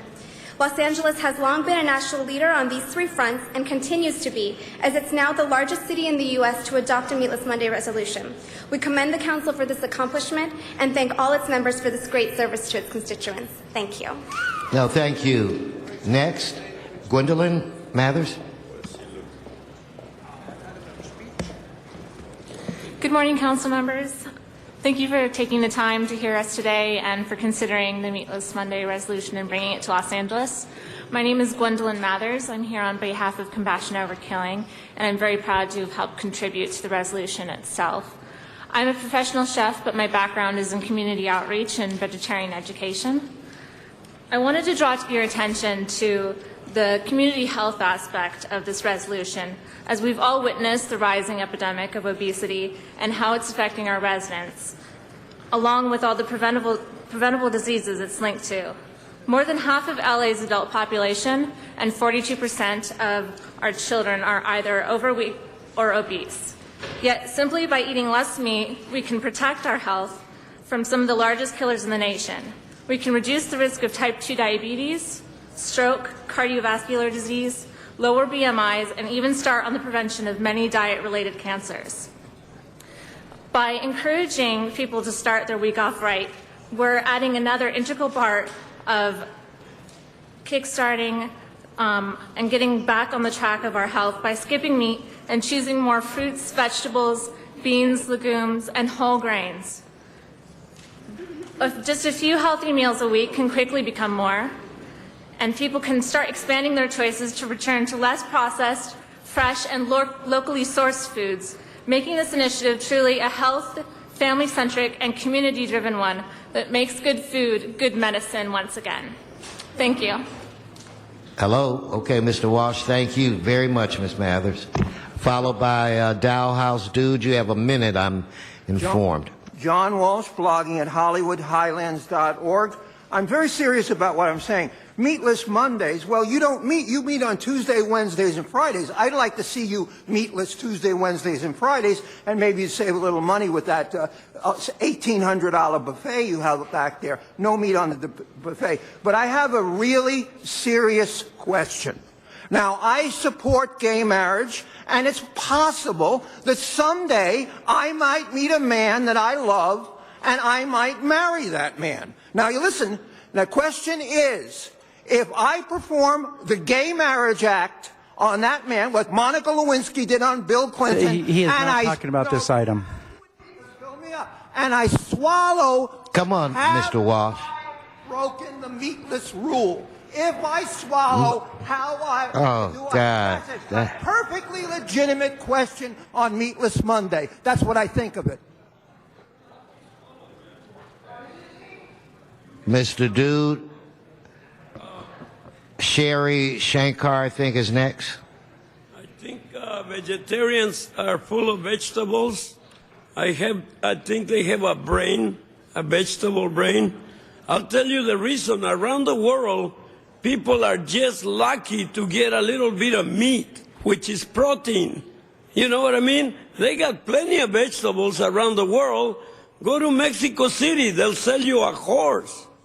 They got a horse place and a cow place for you to buy meat. So around the world, people eat dogs and other animals because they represent protein. And this vegetarian movement is only for rich people, you know, the yoga people and all that. So give it up, give it up. I mean, let's stop doing stupid things. Let's give everybody a home and stop being stupid. Stay on the subject. Sherry Shankar, Alexa, is it Del Wick or Del White? Yes. Good morning. Good morning. I have a little arithmetic for you since it's been such a popular subject this week. 10 billion. That is how many animals are slaughtered in the U.S. for food every year. 780,000. That is the number of gallons of water that the average American's beef intake requires. 18%. That's the percentage that animal ag contributes to greenhouse gases. 70% is how much the world's farming land is taken up by meat production. 300 trillion. That's how many gallons of water this country could save every year by adopting Meatless Mondays. And 1.2 million. That's how many trips to the moon we could take with fossil fuel savings from going meatless on Mondays. I just want to thank Council Member Perry and Parks and Reyes for introducing this resolution, and I hope the Council will vote to pass it. Thank you. Thank you.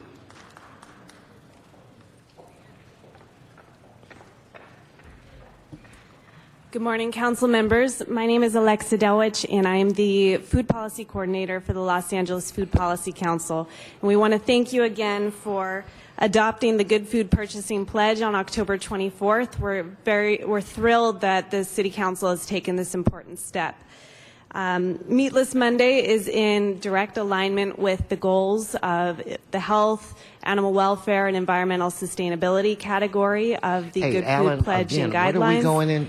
And in fact, it's extra points for the environmental sustainability category. And we just want to thank you for your support and encourage you to adopt this resolution. And we thank you for all your leadership in progressive food policy for the city. Thank you. Okay, that's the last speaker from the public. I'd like to call on Ms. Perry at this time.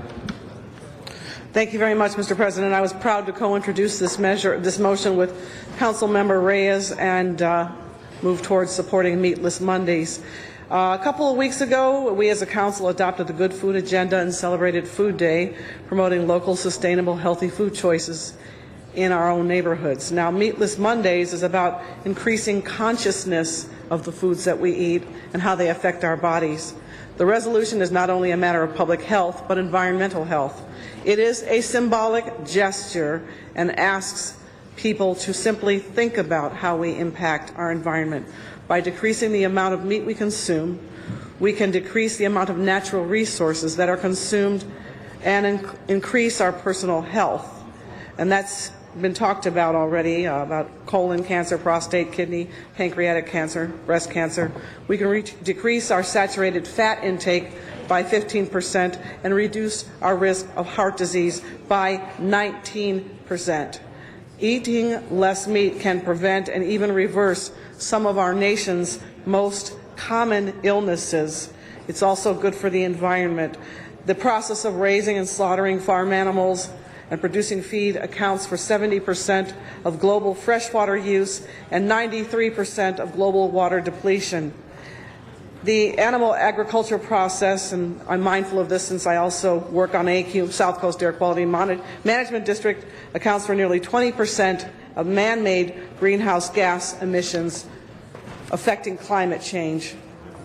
We've become disconnected in some ways from the simple truth that our health is directly affected by the foods we eat. So today is about awareness of where your food comes from and being more conscious about what we put in our bodies and how we treat our world. It is not a requirement, it is a call for all of us to think about our environment and how we can be a part of making ourselves and our planet healthier. Now, Los Angeles is not alone in making this statement. Cities like San Francisco and Baltimore have already supported this effort. I hope Los Angeles will do the same today as we continue to put Los Angeles on the map when it comes to food awareness and public health. Thank you very much. Thank you, Ms. Perry. Mr. Reyes. Thank you, Council President. Colleagues, throughout my years as a councilman, I've seen a lot of efforts from us in trying to engage some of these very overwhelming issues, global warming, diabetes. These are the issues that we, I mean, how does a local municipality engage this? How do you create change? Well, if we do it one plate at a time and we start on a Monday, we start ratcheting down the impact on our environment and, more importantly, introduce preventive measures for our health. I say that as a father who has a teenage son who suffers from diabetes. And I see what it does to a family. But when I look at the statistics, more than half the adult population in the county of LA is obese. More than half. And our children, the statistic is very, very high as well. We need to do this very basic gesture one day of the week. Maybe instead of tacos of carne asada, you have tacos of papa. I mean, there's a real basic way to address this. But what it does for the impact on our environment is just amazing. As Councilmember Perry has indicated, how we preserve our wetlands, how we engage and preserve our riverways, how we save our coral reefs and our oceans connected to our daily habits. So I applaud Councilman Perry because I've seen her work through the different policies, addressing fast foods, looking at these issues. It doesn't happen alone. It happens with a group of people out there, folks like Paula Daniels and Alexa Delwich for their strong efforts. The Good Food Purchasing Pledge and Guidelines is reinforced for this Meatless Monday. And that takes us to another level. I want to thank Jaya and Gwendolyn for their compassion, their sense of purpose in getting us to this place. So, colleagues, I hope we can just start at least one day out of the week. And who knows, maybe we can start changing our habits for our own health and for the sake of our environment. And thank you, Council President. Thank you very much. No other speakers on the queue. Let's open the roll, close the roll, tabulate the vote. 12 ayes. 12 ayes it is. Next item, Mr. Clerk. Mr. President, would you like to recess the regular meeting and go into the special? Yes, but one more thing, if you would, please. On item 5, would you go forthwith? Yes, sir. Okay, and also item 8. 5 and 8. Very good. Let's go into the special. Alarcon, Buscaino, Cardenas, Englander, Garcetti, Weezer, Perez, Corcoran, LaBanche, Parks, Perry, Reyes, Rosendahl, Zion, Wesson. 12 members present and a quorum, Mr. President. Thank you very much. Mr. President, that brings us to item number 10. It's an item for which public hearing has not been held. 10 votes are required for consideration. Thank you. Let's open the roll on that. Oh. Close the roll. He wants to do it. Tabulate the vote. 12 ayes. 12 ayes. So we'll consider right now. Can I take the public comments first? Yes, sir. Mr. Dude, Mr. Walsh, and Mr. Sachs. You don't have. And if the Sergeant of Arms would report to the desk. Mr. Dude, I called you first. I think you're talking about Milt Campbell. Mr. Dude's not going to speak first. Mr. Sachs will speak first. Thank you. Good morning. Arnold Sachs. I appreciate the minutes of the public hearings to be discussed regarding TEFRA.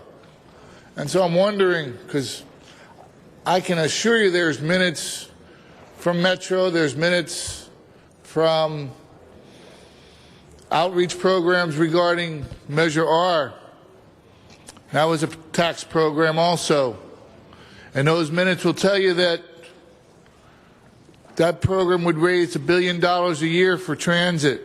So I'm Mr. wondering President, what he these is not minutes... talking about the TEFRA hearing in this case. Mr. Thank you very City much. Attorney, To the facts, Mr. Sachs. Mr. President, I'm wondering what these minutes will reflect. My concern here is what these minutes say.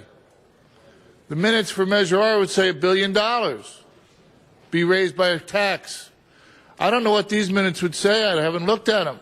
But I can tell you from looking at budgets from the past in the MTA that the highest budget they had in tax revenue was $600 million. So the minutes reflecting $1 billion were a lie. Mr. Sachs, please remain on topic. What would these minutes reflect if I can tell you that those minutes on a very important issue were a lie? What would these minutes reflect, Mr. President? Mr. City Attorney, would you vouch for the minutes? Would you vouch for the minutes? Mr. Sachs, this is public comment. Just make your comment, please. Sir, he's mentioning that I'm not on topic. I'm mentioning minutes that would reflect the discussion that would have been occurring regarding these bond acts and the fiscal responsibility. And that would be reflected in the minutes. And I'm showing as an example what the minutes from another item regarding fiscal responsibility show. That's my topic. That's my question. I'm waiting for a response from somebody from City Council. We'll give you a copy of the report if you go to the ropes. Next speaker, Mr. Dude. This is an item dealing with housing, and it's very much down my alley. From the organization, the United World of Free and Clear, a different way to do business in our society, where everybody has a landlord and nobody has to pay rent anymore, but everybody maintains their place and everybody takes care of business without so much red tape. Anyway, you know what? I'm going to give you a break because I was out of time. Anyway. Thank you very much. Mr. Sachs is already completed. Now we have Mr. Walsh. I wanted to call your name again so you would feel included. Thank you. Mr. Walsh. John Walsh, blogging at HollywoodHighlands.org. We think this is another important issue. This is a special council meeting, and our feeling is this concerns the TEFRA Act, and we're 100% in favor. Keep up the good work, but I'm not going to be this nice when I get under public comment. Thank you very much. I have no other cards before there unless Sergeant has a card. Do you have a card from any speakers? No more cards on this item. So no speakers on the queue. Let's open the roll, close the roll, tabulate the vote. 12 ayes. 12 ayes. So ordered. Mr. President, would you like to adjourn the special and return to the regular meeting? Yes, let's adjourn the special. Thank you. Very good, sir. That takes us back to general public comment. General public comment. Mr. Garcetti, forthwith on that last item. Candido Maez for public comment, followed by Arnold Sachs, followed by Shirley Varela. Thank you. Thank you, Mr. Labange. Candido Maris, proud resident of the 12th District, and honored to be represented by Mr. Mitch Englinger. I'm also proud to be an American of Navajo and Hispano descent out of New Mexico. And one of the things that I'm most proud of is the fact that even though the American government and the Mexican government mistreated Navajos, they are some of the proudest and most honorable soldiers that have ever served this country. So again, very proud to be of Navajo descent. I am here today along with Mr. John Camara, the faithful navigator with the Knights of Columbus throughout the San Fernando Valley. And we're here to thank Mr. Zine because we met with his office and we're going to be working with your office tomorrow, Mr. Zine. I know you have close to 1,000 people gathering to do a cleanup in your event. And it's just amazing that every time when we talk to your office, it's always so kind and they're always very helpful and they make us feel like we're part of your district. So thank you. And I also want to thank Ms. Perry and Mr. Reyes. Mr. Reyes, I too have just been diagnosed with diabetes, and as a young man who was a bodybuilder and a power lifter who thought I was invincible, never thought that I would have the heart conditions and the problems with my stomach.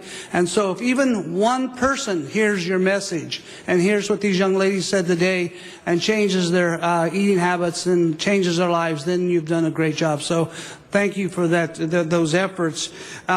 And I'd also, I really want to take this time to thank Mr. Alicon. Mr. Alicon, I know you're not here, but I want to thank you for the hard work that you've done over the years. And you still have a lot to offer this city, and I hope that you will continue to work with us, especially in Delano Park, where we're trying to put Ms. Benavides' name on the board. And even to Mr. Cardenas. Mr. Cardenas, somebody loves you. You have another chance. I hope you take it. In my column the other day, I asked for, I'm hoping for Mr. Latino, Mr. Lincoln, and I may have found it in Mr. Zine's office. Mr. Zine, Jose Martinez is an outstanding human being. Thank you. Mr. Zine, for a quick comment. To acknowledge Candido for all you do for the community, the San Fernando Valley, the cleanup campaigns, Knights of Columbus, what you do for the kids during the holidays, and you're always there to help out. So I just want to acknowledge you and your fine group that's always there to help the community, and we will have a cleanup tomorrow. I will be announcing that at the end of the council meeting. But Candido, thank you for you and all of your friends that are there every single time we need help. Thank you all. Thank you very much, Mr. Zine. Next speaker is Shirley Varela. I'm representing Aviation Safeguards. I'm here to show you actually proof. I had 2 weeks ago, I just had a surgery. I'm over here, leave of absence. They're not paying me to come over here. I'm here because I need my insurance. I have a whole year coming up that they're going to have to check me. And this is proof right here. Not the union who's helping me. It's Aviation Safeguards. And please, please don't cut my insurance. I need the insurance. And I have everyone to represent me here. Thank you very much, Shirley. Appreciate that. Arnold Sack. Arnold Sachs. Okay, Mr. Sachs, thank you very much. I do have some aviation cards. I'll call at this time. I'll call you again, Mr. Sachs. Thank you. John Nikicho. And let me just call this here. Frederick McDowell. McNeil. Is Yoli Garcia, okay, George Garcia, and Henry Marine. All right, sir, please state your name and go forward. My name is John Nkencho. I'm representing Aviation Safeguard, all the employees. As you can see them around me here. We are working too hard with Aviation Safeguard, and the employees, everybody there, they know what they are doing. They are working too hard. But in contrary to union, they came to the city council, present a false letter to cancel our insurance. That is why we are here today, telling all the city councils, everybody, that if union are not working for us, Aviation Safeguard has given us all that we need, the insurance. Our families are healthy now because of the insurance they provided for us. Everybody is happy. We do not want the council to cancel all our insurance. Please, that is why we are here, for you to help us. Thank you. Thank you very much. Could I, next speaker is Frederick McNeil. Frederick McNeil. McNeil, thank you, Frederick. Thank you. It's an honor to be here again before this honorable body. I'd just like to say that we, the employees of Aviation Safeguard, are in a crisis mode. Somehow, some way, the SEIU was able to get an entity of the city that controls the health care of the cost of living situation, particularly the health care, to be canceled, to push our company back against the wall and only offer us the maximum amount of wages in the living wage ordinance. And we have, as of the end of this month, November the 30th, they have effectively got our company not to be able, not because they don't want to, not to be able to offer us health care. Personally, I have hypertension. I need blood pressure medicine, and I have other workers who are in worse situations than I am. I beseech the City Council to look at this very, very carefully and come down on the side of right. Come down on a good company and very good and professional employees. Thank you. Thank you very much. And I don't believe there's another card from Safeguards at this time. Now we're going to go on to George Garcia, Yoli Garcia, Mr. Walsh, Mr. Dahlhaus, and Mr. Marine. Okay, I'm the closest All right, Mr. Dahlhaus, right here. Thank you. Yes. Basically, you know my item. Housing for every single human being in the world. Read my book, The United World of Free and Clear. It offers one possible solution, but my book is not my book. It's our book. We're all writing it together. You can access it on the internet at no charge. I'm not selling anything, and I'm not asking anything from City Council other than if we start the system, don't oppose it, because you will be opposing what is being promised generation after generation. The American dream. A home, a car, and a chicken. You know, a car in every garage, a chicken in every pot, or say it any way you want to. The opportunities are being closed for too many people to even have a roof over their heads.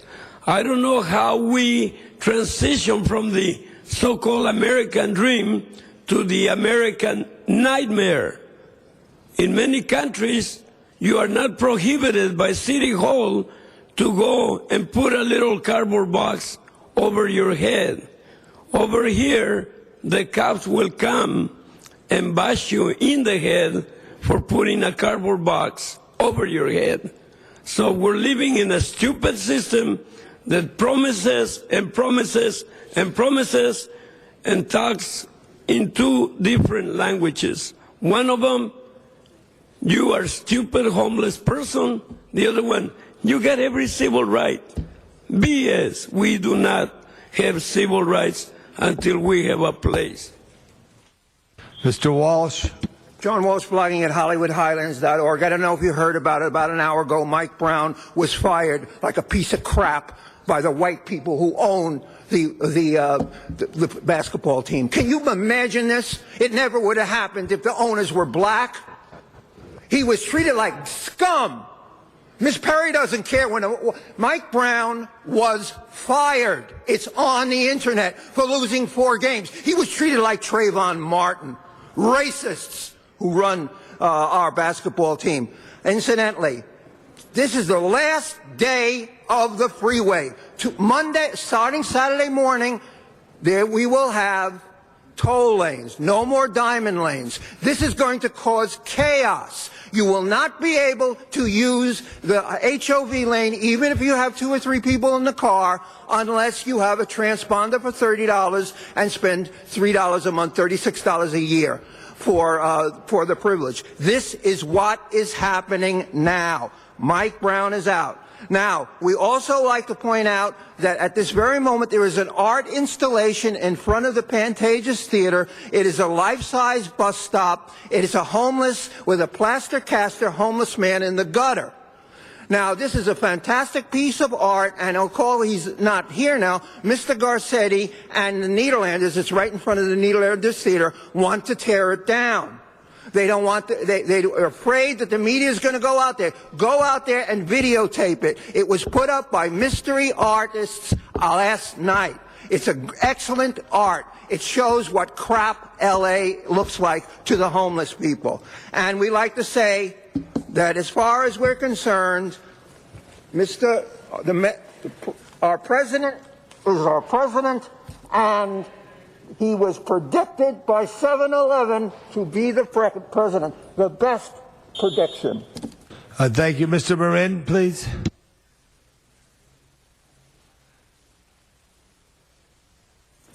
Yes, I'm just here to remind you people that the word evil is simply the word live spelled backwards.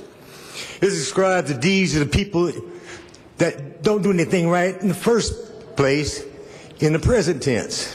The word devil is simply the word live spelled backwards that describes the deeds of people who didn't do nothing right in the past tense. And as you know, before Janice Hahn left here, she said, y'all was going to be on the menu for not going to the negotiating table by your own self. Instead, you sent the CEO. And on the YouTube, the CEO said, He's got the job of persuasion. And he teaches his people, his deputies, to use persuasion.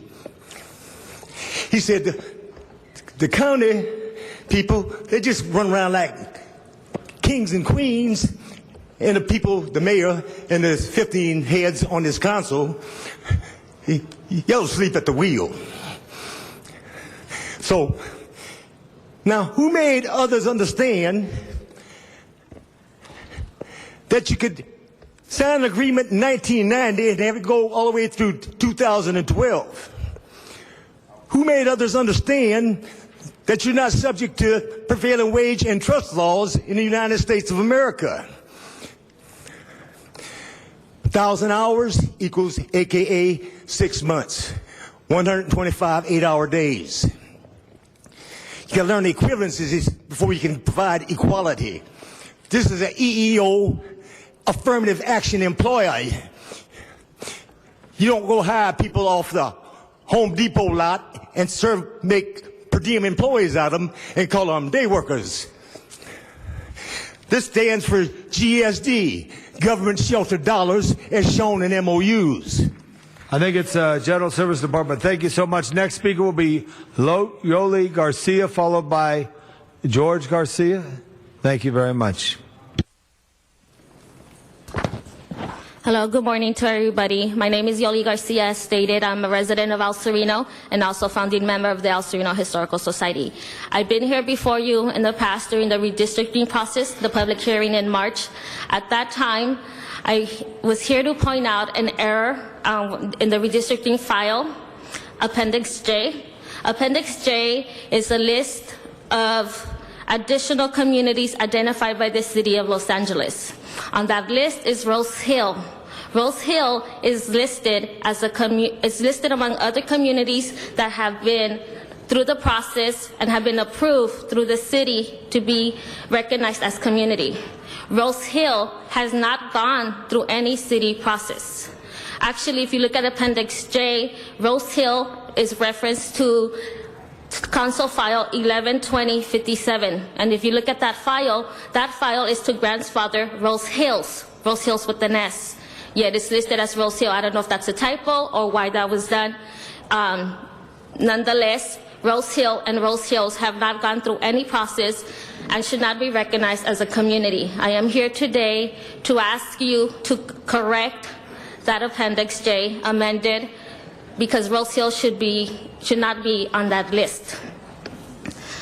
Now, I know that at the time of the redistricting, you had many concerns, and you might have overlooked the comment that I made, or maybe we're not even aware that Rose Hill is listed there, and it hasn't gone through the process. I am asking you to revisit Appendix J from the redistricting file. If you search your own city files, you will find that what I'm stating here is true.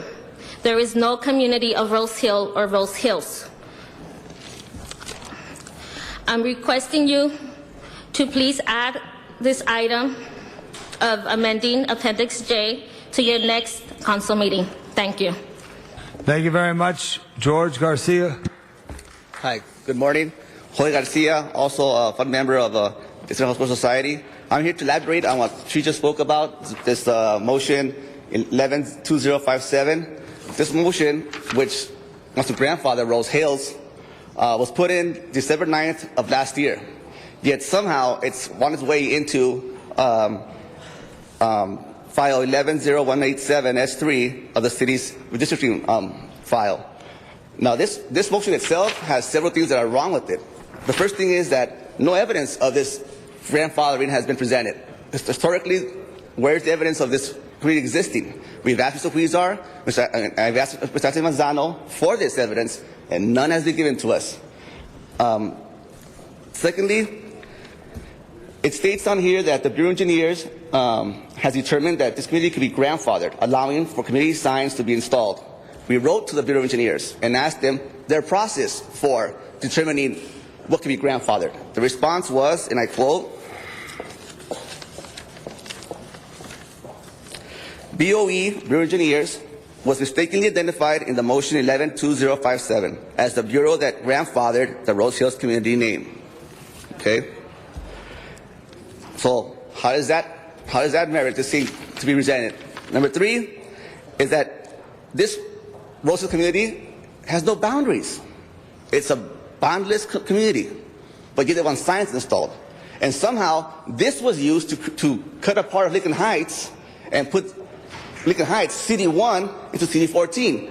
How to determine what is Rose Hills if there's no boundaries in this motion.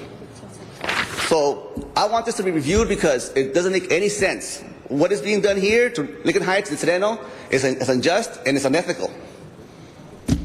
Thank you very much, Mr. Garcia. Mr. Weezar's deputy will meet you at the ropes, and he's interested in hearing your concerns and trying to resolve that. Thank you very much. That has one more comment.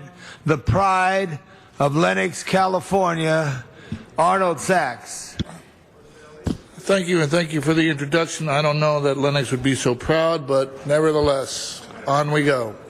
I would like to point out very quickly in the Wednesday morning headlines of the Daily Breeze, and I'm sure the Daily News, was a little offended that the headlines read, Obama wins a second chance.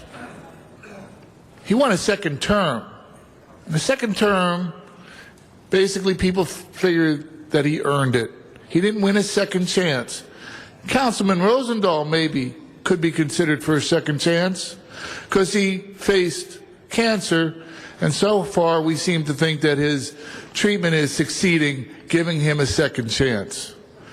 Which brings me to this line of reasoning, because based on his second chance and based on it being the holiday season and the fact that A Christmas Carol will be showing up sometime on TV, and everybody can remember the scene where, what's his name? His partner shows up in the robes carrying the chains and saying, Jacob Morley, or no, Cratchit, you need to change your ways. And so he gets the second chance. So based on that, we'll be able to bounce kinds of ideas off of Councilman Rosendahl, get his opinion, because he's not running for office anymore, and he's got a second chance.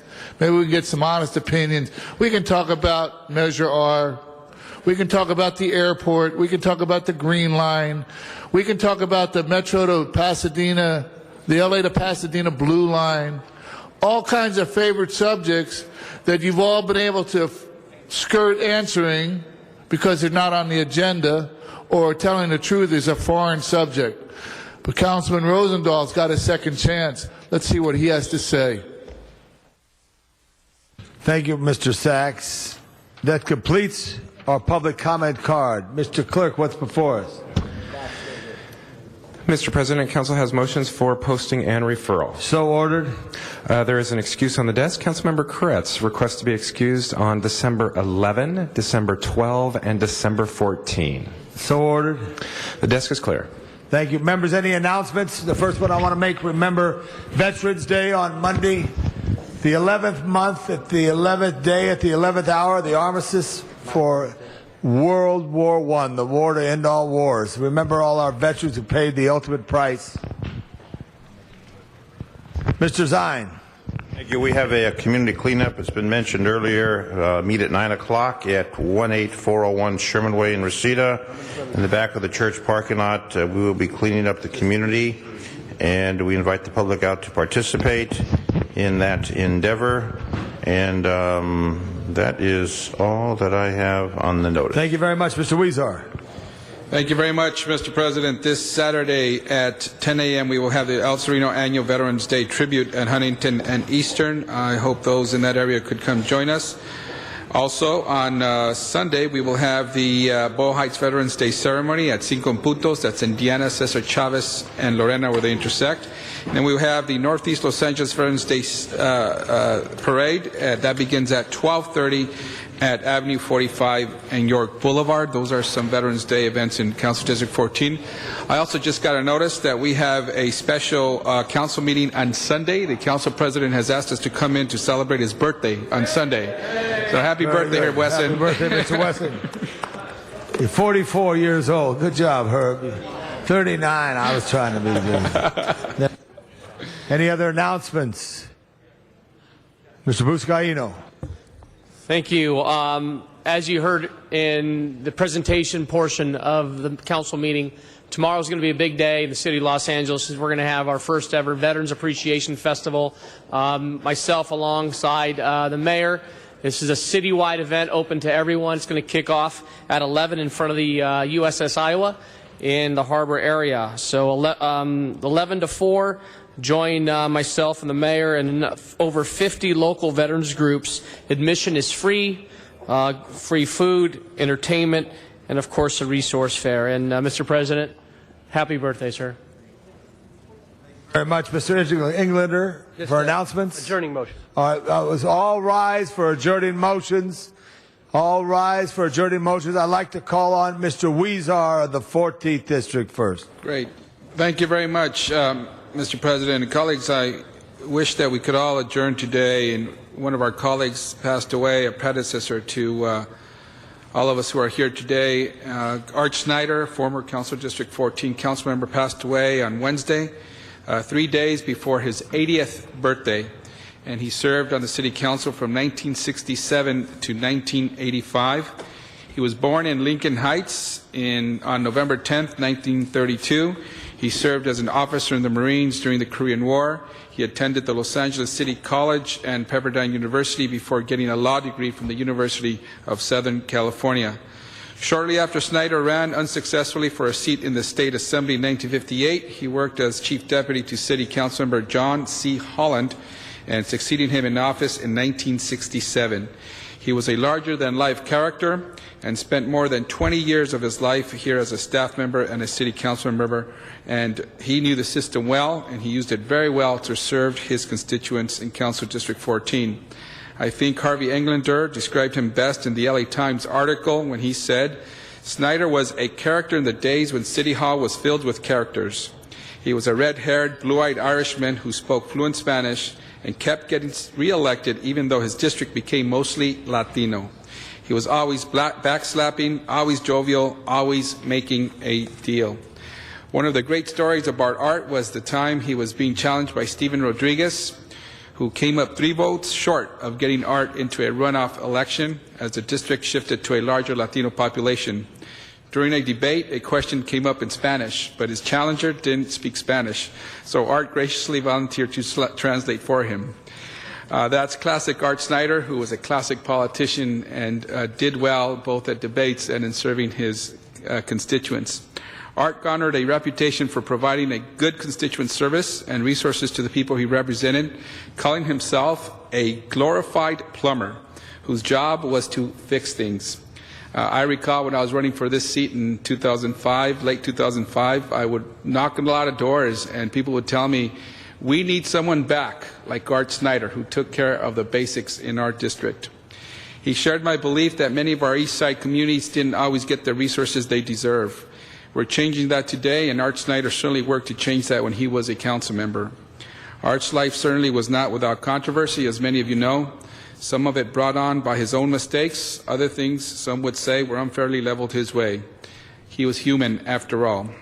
But today I want to focus on a man who faithfully served the city, and in particular Council District 14 for nearly 2 decades as a council member, and for all that he did for the city of Los Angeles and Council District 14, we owe him a huge debt.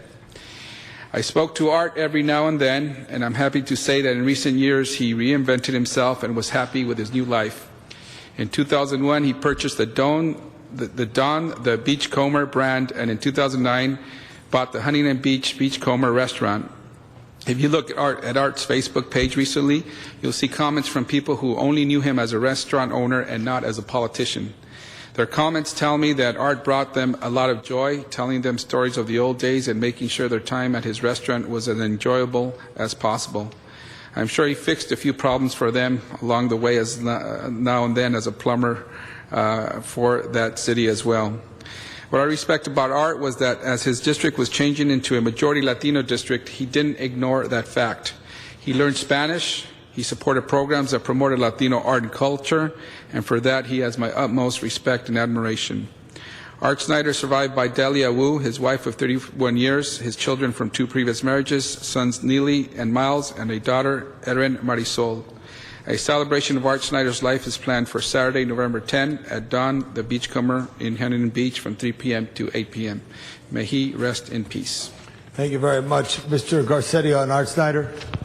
Just very briefly, I remember, and many of us probably had the same experience. The first day I was in office here, I got in office about 2 weeks early because Jackie Goldberg had gone up to the assembly, and I got appointed by the council 2 weeks early. Art Snyder showed up, and I was sitting right there, and he took out a book that he self-published called 15 Rules for the 15. And maybe I'll make sure you get a copy, Joe. I'll copy mine from upstairs. But it was a book he wrote about what you should do inside this place. He had given thoughts to, the way that we should treat each other even when we disagree, the way to be, to disagree without being disagreeable, ways to encourage friendship here. And it was a great guide to how to build around this horseshoe some sense of not only friendship but also purpose. And so he will be greatly missed. His office used to be right off the hall here where our executive conference room. And also when he was in a tough recall battle, the Los Angeles Police Department was changing their names from University Division, from Venice Division to Regional to Pacific to Southwest, and then Northeast came up. Well, First in Main is ground zero for our numbering system, and it's anything north of First is north, anything west of Main is west. So Northeast Division, though, is what was named. Why? In the tough recall campaign, the Northeast newspaper chain on Figueroa at 45th and Fig, they endorsed him, and he made sure to name it at Northeast Division, even though Northwest Division is northwest of what is our ground zero for numbering system. He truly was a tremendous guy, and as you said, I started off here early. His staff worked real hard for the issues that the people count on in keeping neighborhoods good. It's a very nice tribute, Mr. Weezer, that you gave. Other adjourning motions. Mr. Englander. Thank you. It's with sadness that we adjourn today in memory of Deborah Ann Talent, the daughter of longtime West Valley activist Pauline Talent. Deborah was born in Washington, D.C. in 1952, where her father, Robert Talent, Marine Corps combat correspondent, was stationed. Her mother, Pauline, was employed by the Bank of Reconstruction and Development, later known as World Bank. It was there that Debbie became the first Marine Corps Toys for Tots poster child. In 1964, the family, with two additional siblings, Karen and Brad, moved to Los Angeles, where her father continued to cover the Marine Corps and various overseas hotspots. Two more siblings, Barbara and Stephanie, were born in the San Fernando Valley later on. In 1970, Debbie graduated from Chatsworth High School. Over the years, Debbie became a talented photographer and videographer. In the 90s, she made numerous class videos for the Ventura County Reserve Officer Academy. In more recent years, she pursued a lifelong passion for sailing. After bringing up 5 children, Michael, Beth, Robert, Adam, and Michelle, Debbie spent the rest of her life in Marina del Rey on her sailboat, which also became her home. 3 of her 5 children served their country, 2 in the Army and 1 in the Marine Corps. Debbie's oldest son, Michael, is a deputy sheriff with 10 years of service. If we could, I ask that we all adjourn in Deborah Ann Talent's honor, and may she rest in peace. Thank you. Rest in peace. Mr. Weezer. Thank you, Mr. President. And colleagues, I hope we could also adjourn today in memory of Chonita Segura, a lifelong resident of Boyle Heights. We have some family members who are joining us today here in the council chambers. Chonita was born December 9th, 1924, and passed away in Whittier, California on November 1, 2012. She was only 87 years old. She will be sorely missed by her family, friends, and everyone who knew her. Chonita attended Roosevelt High School in Boyle Heights and worked at Sunbeam Lighting Company most of her life and worshipped at Santa Isabel Church. She loved to laugh, cook, and dance. She even won a regional jitterbug contest during Fleet Week in the early 1940s. Her smile and hospitality brightened countless lives for those that needed it the most. She is survived by her children, Dolly, David, and Kathy, her grandchildren, Felicia, Mark, James, Brian, David, Desiree, Nikki, Beth, and Justine, her great-grandchildren, Adam, Brittany, Jamie, Zachary, David, Jeremiah, Adrian, and Aiden, her great-great-granddaughter, Kylie, sister Noni, several nieces and nephews, and countless friends, parishioners, and neighbors, and their family was well known throughout the Boyle Heights area. I want to give a special condolences to Brian, my good friend, who I went to Stevenson Middle School. May she rest in peace. Thank you. Mr. Koretz. On October 24th, we lost a treasured Los Angeles activist, Ruth Singer Myers. She was a beloved wife, mother, philanthropist, fundraiser, and community leader. Born in 1932 in Delaware, she attended Beverly Hills High and then UCLA. Ruth dedicated herself to Jewish charities in Israel. She became the Women's Division Chairman for the Jewish Federation United Jewish Fund and Vice Chair of its General Campaign. She served on the National Board of the United Jewish Appeal and led countless missions to Israel. In the 1980s, she was the LA chair of AIPAC, building the base of the organization. She became a national officer, spending a great deal of time in Washington, D.C., and lobbying for a strong U.S.-Israel relationship. Ruth was also a member of the Board of Governors of Cedars-Sinai Hospital, served on the Board of Directors of the Venice Family Clinic, and was appointed to the International Board of Governors of Tel Aviv University. She also sponsored countless events for presidential, senatorial, and congressional candidates, and promoted Democratic elected officials locally and nationally, including Vice President Joe Biden from the time of his first election to the U.S. Senate to the present. And I actually met her and Senator Biden at one of the many fundraisers that she had for Joe. Ruth loved her family, Israel, Hillcrest Country Club, women's causes, Project Interchange, big and small D democratic values, politics, and mentoring young people. She loved life, strongly believed that women can make a difference, and she will be greatly missed. She is survived by her husband, Mickey, and sons, Tony and Ricky. Okay, members, I'd also like us to join and recognize the passing of Arturo Martinez Sr. He's the father of our Deputy City Attorney, Arturo Martinez. A much-loved man, a much-loved family man who, in his late years, loved taking his children, grandchildren to Griffith Park, whether it's the pony ride, the observatory, or the carousel. But through his life, he always was a champion. He was a champion of his neighborhood. And working with him over the years, here's the Melrose Neighborhood Association, where Mr. Koretz and I have shared boundaries. He was also a great advocate for his community. In his profession, he owned his own business for skin care, where he was the chief executive officer of that company that produced various label skin care for personal care products. He was a chemist in his life. After attending high school at the Georgia Military Academy, then college at Cornell, he got his BS degree in Cuba in chemistry. As I said, he was very active in his community, but active with his family, and he will be sorely missed. God bless your father and his memory, who went too soon. Also, members, I'd like to ask we adjourn in memory of Terry Shields, the mother of Brooke Shields. I met them in 1984 at the opening of the Olympic Games, and I sent them a simple picture of them sitting in the stands, Joe, and I got a lovely note back from them, and I always remembered that for that. But Terry Shields, the wife of Brooke Shields, who passed just recently, the mother of Brooke, thank you, I said it too fast, thanks for the correction, the mother of Brooke Shields, and a very special person. And finally, I asked Mr. Zeid if you'd join me on this. Peter Motek. Peter Motek, the father of Frank Motek from KNX, great guy, immigrant from Germany, lived in Florida, wonderful man, but passed at this time. Seeing no others, let's remember all the veterans this weekend and every day as we celebrate Veterans Day. This meeting is concluded. Go forth to serve the people of Los Angeles. And happy birthday again, Mr. Wesson, at 39 and holding. Meeting's adjourned.